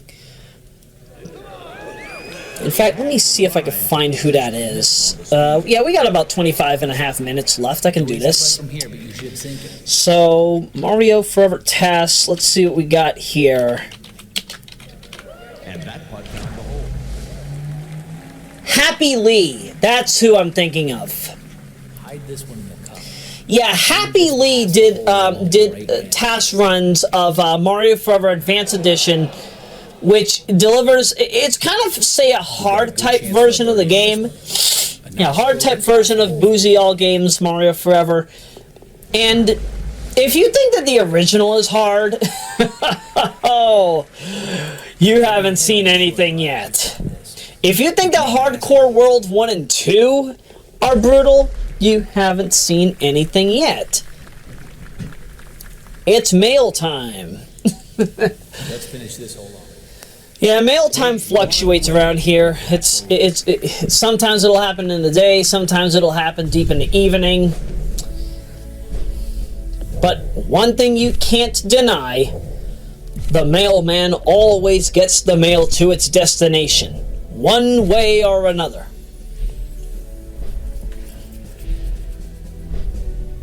So yeah, if I were to do any kind of Windows well, not a Windows tasking, but just recording a certain Windows games, we would need a proper Hourglass successor that is fully capable of doing this without any kind of handicaps.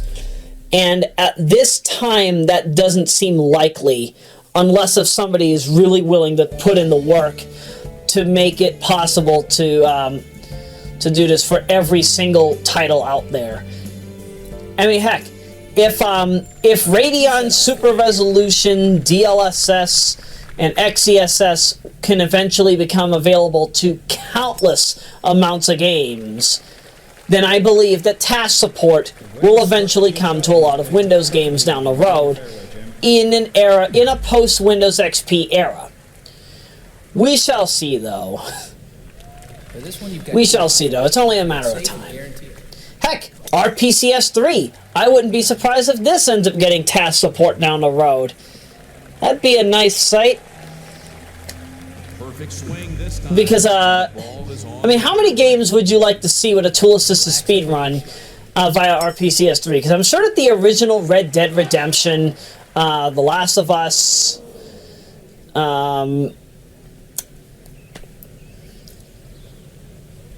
heck, why not some golf?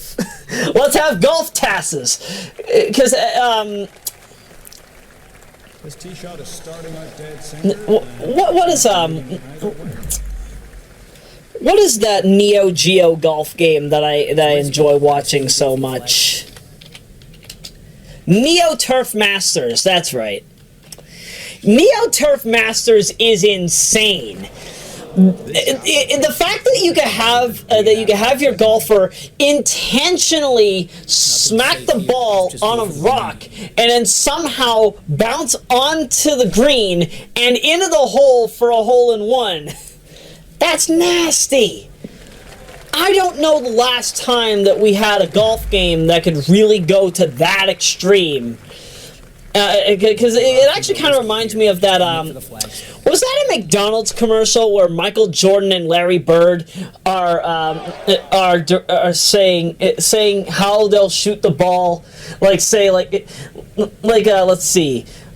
I've got it lined up for the flag. over the building, on the car, down three blocks into the sewer, roll all the way out into the sea, and then somehow get hit on a buoy 50 miles out, where it will smack it all the way high up, so let's say 200 miles high, and then in a few hours lands right in the hoop.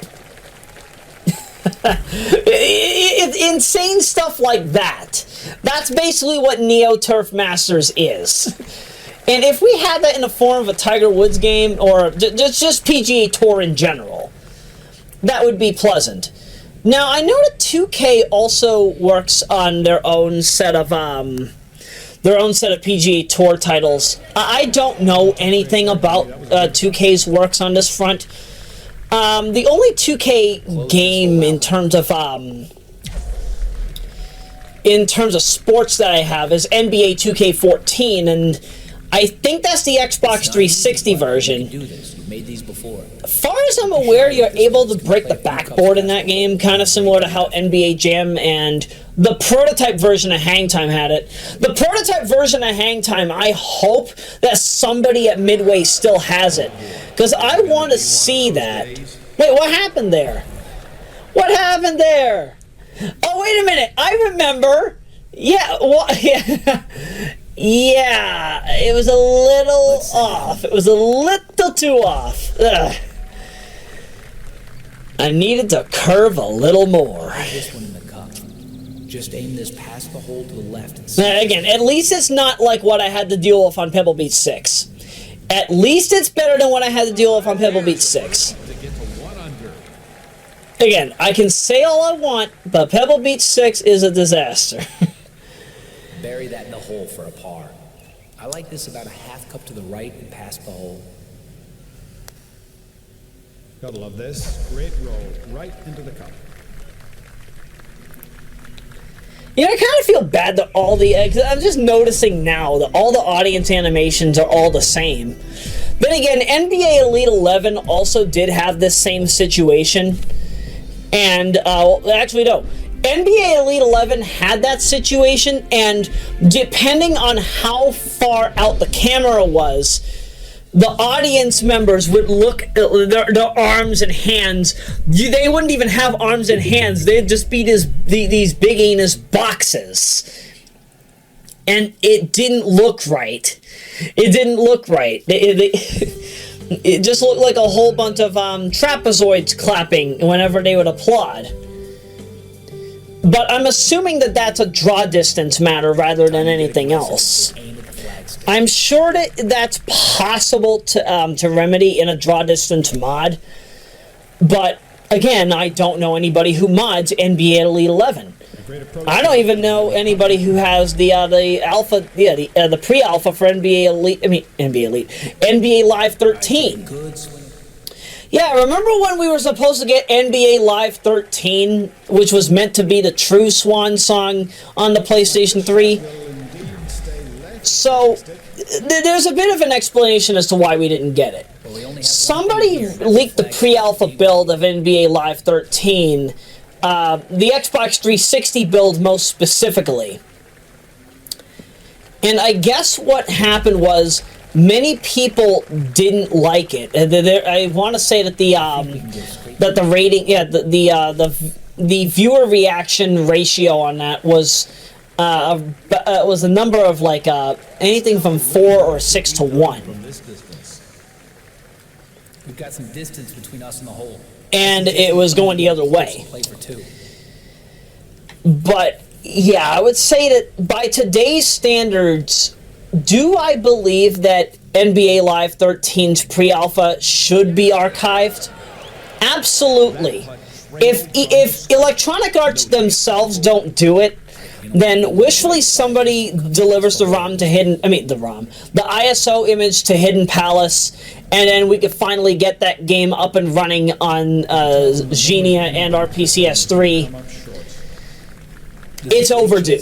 There's no two ways about it. It is 100% overdue. The game, to me, as a true end to NBA Live on the PlayStation for Generation 7 consoles, I do feel that title is good for its own purpose and deserves coverage.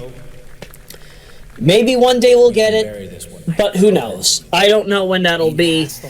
Let's just hope it's not decades from now, like how the original Mega Drive version of RBI Baseball 95 had to deal with. I am happy that RBI 95 actually does have a Mega Drive build in some capacity when it was being ported over to the Neptune, which you might better know as the 32X. Oh, sorry, the Super 32X, as we know in Japan. See, when RBI Baseball 95 was ported over to the 32X, yes, it did make use of some higher palette backgrounds. Yes, it did make use of the sprite scaling features that were available, and that's why you play from the catcher's point of view. And that's actually something that, if memory serves correctly, what is it? World Championship Baseball or something around that. You know what I'm talking about. It's an official Sega Sports title that came out during the, I think from like 94 or 95 to 98. I have it here. I'm checking to Good Gen as we speak. That will go in the books as a drop shot. I'll find it. World Series Baseball. Yeah, World Series Baseball 94 to 98. And it had the same impact. EA Sports even got into the whole catcher's point of view scenario with Triple Play 96 and Triple Play Gold. We would then later on, of course, MLB The Show, I think, also took that route.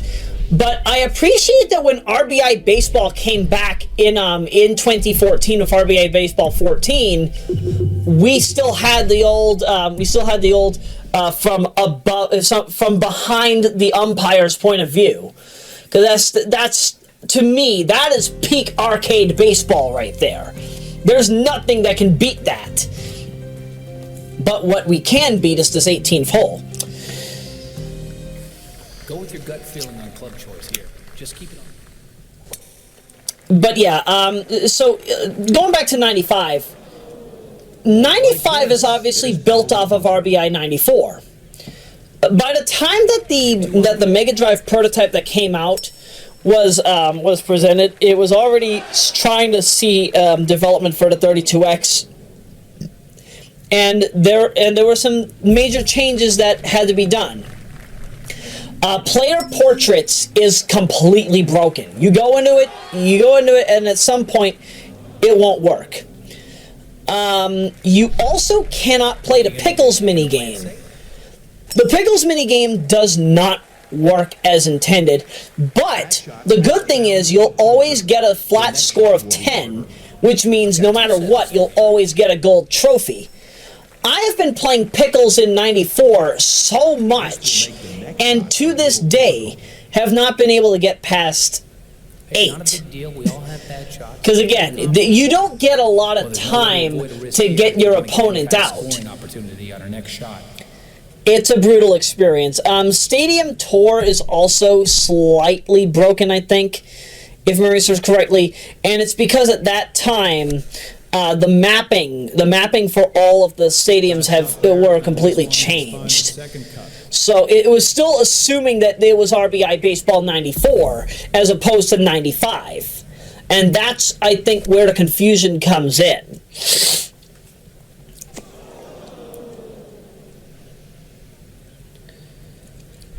Crazy Ball is still in 95, and I love Crazy Ball. So if you want to just listen to a whole bunch of stock sound effects that you normally hear in cartoons be used in baseball, 94 and 95 MD are basically your go-to games. It honestly has a sense of humor even today, especially when somebody gets hit by the pitch. Oh. That sound effect is etched in my memory. And remember, I've been playing 94 since 2001. I've been playing it for over 20 years. So yeah, it's just a lot of fun times to be able to play 95 with 94's feature set. And also, all the passwords from 94 still work, so if you want to play as Tengen in the Dream Team, well, if you want to play as, you put in the password, the challenge. But if you want to play the game in computer-only mode, CPU versus CPU, or comp versus comp as it's called, you have to put in the password Dream On Again. It's going to be a lot worse, but look at that lie. We're in the And that allows you to basically watch a game of Tengen versus Dream Team, watch them rack up the score. You can actually get over 100 points. I thought that 99 was the cap, but no, you can go over 100, and it will count. The game, it's not like 8-bit Sonic where if you get 100 rings, at least prior to Triple Trouble, that it would be counted as, it would go back to 0. I was worried about that for so many years, which means that very likely the scoring code is probably the same as it is in RBI Baseball 3, 4, and 93. So it's nice to know that after all this time. But the biggest thing, the music. RBI 95 has some phenomenal music on the GEMS driver, but unfortunately, with the way that 95 was ported to the Neptune, some of the FM channels are drowned out, especially the Team Select menu. You'll hear some notes not played as intended. 2 sets of instruments, and I think they're both bell-based. So ultimately you have like 4 channels that all sound as they're supposed to, and the 5th channel I think is percussion. Because I think, if memory serves correctly, when you did a track on the YM2612 or the 3438, what would end up happening is, wow, I forgot about this birdie. This is a phenomenal birdie by Ashley. Really great sight here. Especially from out in Siberia, as Jim Nance says. Yeah, this was actually Jim Nance's first game in the PGA Tour Series. So when you were making music on the YM2612 and YM3438, at least for the Mega Drive, I do not know what happened. No, I remember, I accidentally held right. That's why it got that way. But either way, I was going to putt for 2 anyway. Put it in the hole. I like this straight, but so you could either do 6 FM channels, and I think that came at the cost of having no PSG, and I think also no DAC. Or you could do 5 FM channels, which means that 1 would be reserved for sound effects. 2 or 3 PSG channels, with 1 potentially being reserved for sound effects, and then DAC. With the Super 32X, you could do PWM. And it really makes me hope that this upcoming update mod by Master Lin Kuei and company for Mortal Kombat 2's 32X port, that we will get some proper attention with that we'll get some proper attention of having the PWM channels be fully pushed to their limits, so we can hear the arcade music being played in the background while we're also hearing, the fighters go on at it. Because I genuinely don't know how powerful or how effective a PWM-only game on the 32X would be. I discussed it. I actually brought up this discussion many years ago. I brought up it back in 2016. And it is something I still would like to dive into.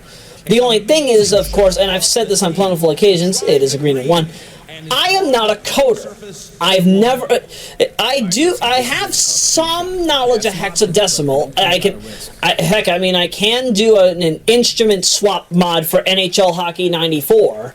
You've seen that through MIAA Women's Hockey 2015, and I do intend to get back to that. Volumes 3 to 5 never came out, and I do intend to deal with that. Same with the Tournament Edition. I never neglected it. And then eventually, you'll get your 2-on-2s, your 6-on-6s, and eventually, whenever we get a proper disassembly, assuming that the source code ever does come out, then guaranteed there will be a 32X port. There will be a 32X Definitive Edition port with the entire MIAA roster and all the special teams. But more on that at a later time. I'm honestly happy I could talk about this, though, because I'm sure a lot of people in the community have wondered about my intentions with MIA 2015 and also other mods. Don't get me wrong. all of the mods that I have had on the back burner for anything, it doesn't matter if it's NHL 94, Sonic the Hedgehog Mania in the form of Banya GE, and just other things I also have on the agenda. There's an eagle. Long putt here. There's an eagle for Ash. But with all due seriousness, right now my main priority is get back to doing programming. Get back to delivering good shows and commentaries. Archive a whole bunch of stuff that I still have yet to do. And then once the time is right, once I have everything set up in a way in which it's okay, that was a nasty curve. Then I will get back to doing the mods. I will finish up everything. That's a guarantee. Everything will get done at its own pace. And then taking a 2-putt. This will play straight, but pass. But again, don't expect anything anytime soon. I'll talk more when I have more. That's basically the best way to put it. And, yeah, I knew right away that one wasn't going in. Did that one get hit by the... Yeah, that one got knocked on the hole, and then... Yep. That hurts. It hurt. You hate to see that.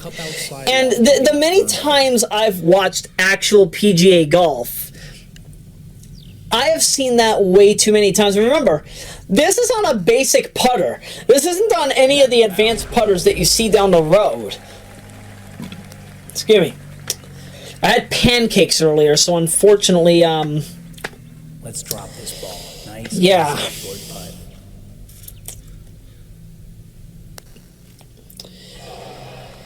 But at least it shows my stomach's working, so hey, better to have that than spontaneous combustion, right? An eagle was ripe for the picking, but had to wait. And I think that's it for the revisit. Nope. I forgot me. I forgot about me. And that is it for St. Andrews Links 9. I like how it says old course, which indicates that there actually was a change to the course down the road that I didn't know about. Because again, I don't follow PGA Tour all the time. This is not a field that I consistently deal with every day of every year. Don't get me wrong, I do love watching my golf on a Saturday, but on a Saturday or Sunday, but don't always expect it to show up from me, because it's nice to play the games, but to watch the games, especially if you're like heavily invested in a player. Here, you just knock down a short iron. As I said, I just don't have the time for that with everything else that I'm tending to.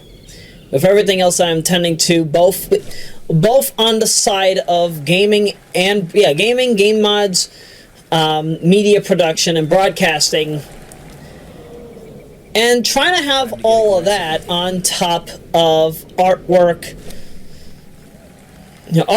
personal life, and just everything else in between. It's a scramble, is the best way to put it.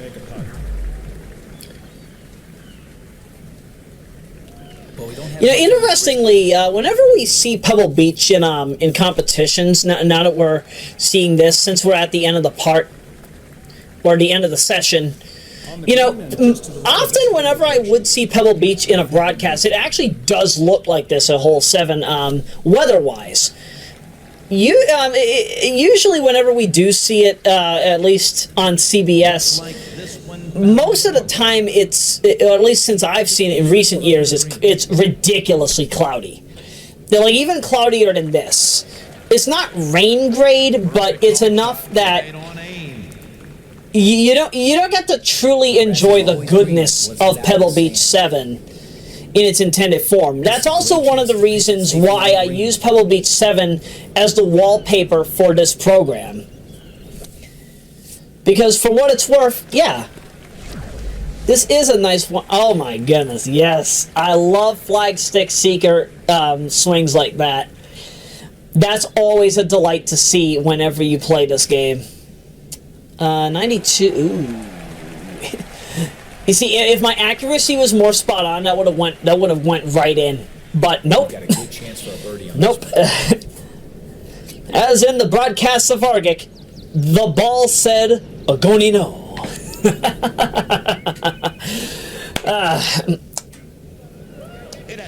And yeah, so we're at the end here, and yeah, we finally let the ball comply. The ball is in the hole. It's safe. Art is always a good score on this hole. And all of us had a good time with this. All of us had a good time playing some good golf. So that will be it for the session. There's only about 23 seconds left in the footage here. I don't normally do these kind of longer broadcasts because marathoning is a chore. It definitely is. And while I do have the capability of doing it, you've seen me do that with Sonic Hacking Contest 13 done quick. You also saw me do this with Star Cruiser, because I was pumping out like 3 parts a session for parts 1 to 3, and then parts 5 to 7. 4 and 8 were both done on their own separate days. And it really shows me that, yeah, it's nice to be able to just sit down for a bit and talk for a few hours, even if it's about completely random things and if I don't get all the subject out there. But for what it's worth, at least having these discussions it's good. It's good on the mind. Helps me stay afloat and intact. Keeps me going. And I do believe that we'll end up having some more enjoyment of that with other titles, and guaranteed we will, because coming next time is going to be some Sunk. Yep, we're going back to the Mega Drive for 1991, but it's not going to be any old Sonic 1 commentary. No, it's still Sonic the Hedgehog 1. I have to come back to it for remastering purposes through Modern Legacy. But I think you'll enjoy how I handle it. Let's just say your hint for this broadcast coming up is 2013. That is your only hint. You'll understand why I say that, because 2013 was actually a good time for at least the original 1991 Mega Drive title. And no, I don't mean the RSDK port either. I'm not doing that until later. That'll show up way later, once we get into the modern era. Once we get deep into the modern era of the modern universe is probably a better way for me to say that. But we'll get to that when the time comes. Other than that, as I said, I've got other things on the agenda. Alex Kidd especially, since I've recorded all the games. And anything else I have on the agenda, you'll see it when it comes. But either way, hoping that you enjoyed this. I know I did. And I will see you in the next broadcast. Thank you for watching. And, let's see, it's 4:05, so for me, good afternoon. But for you, good whenever you happen to be watching this program. Enjoy your time, my friends.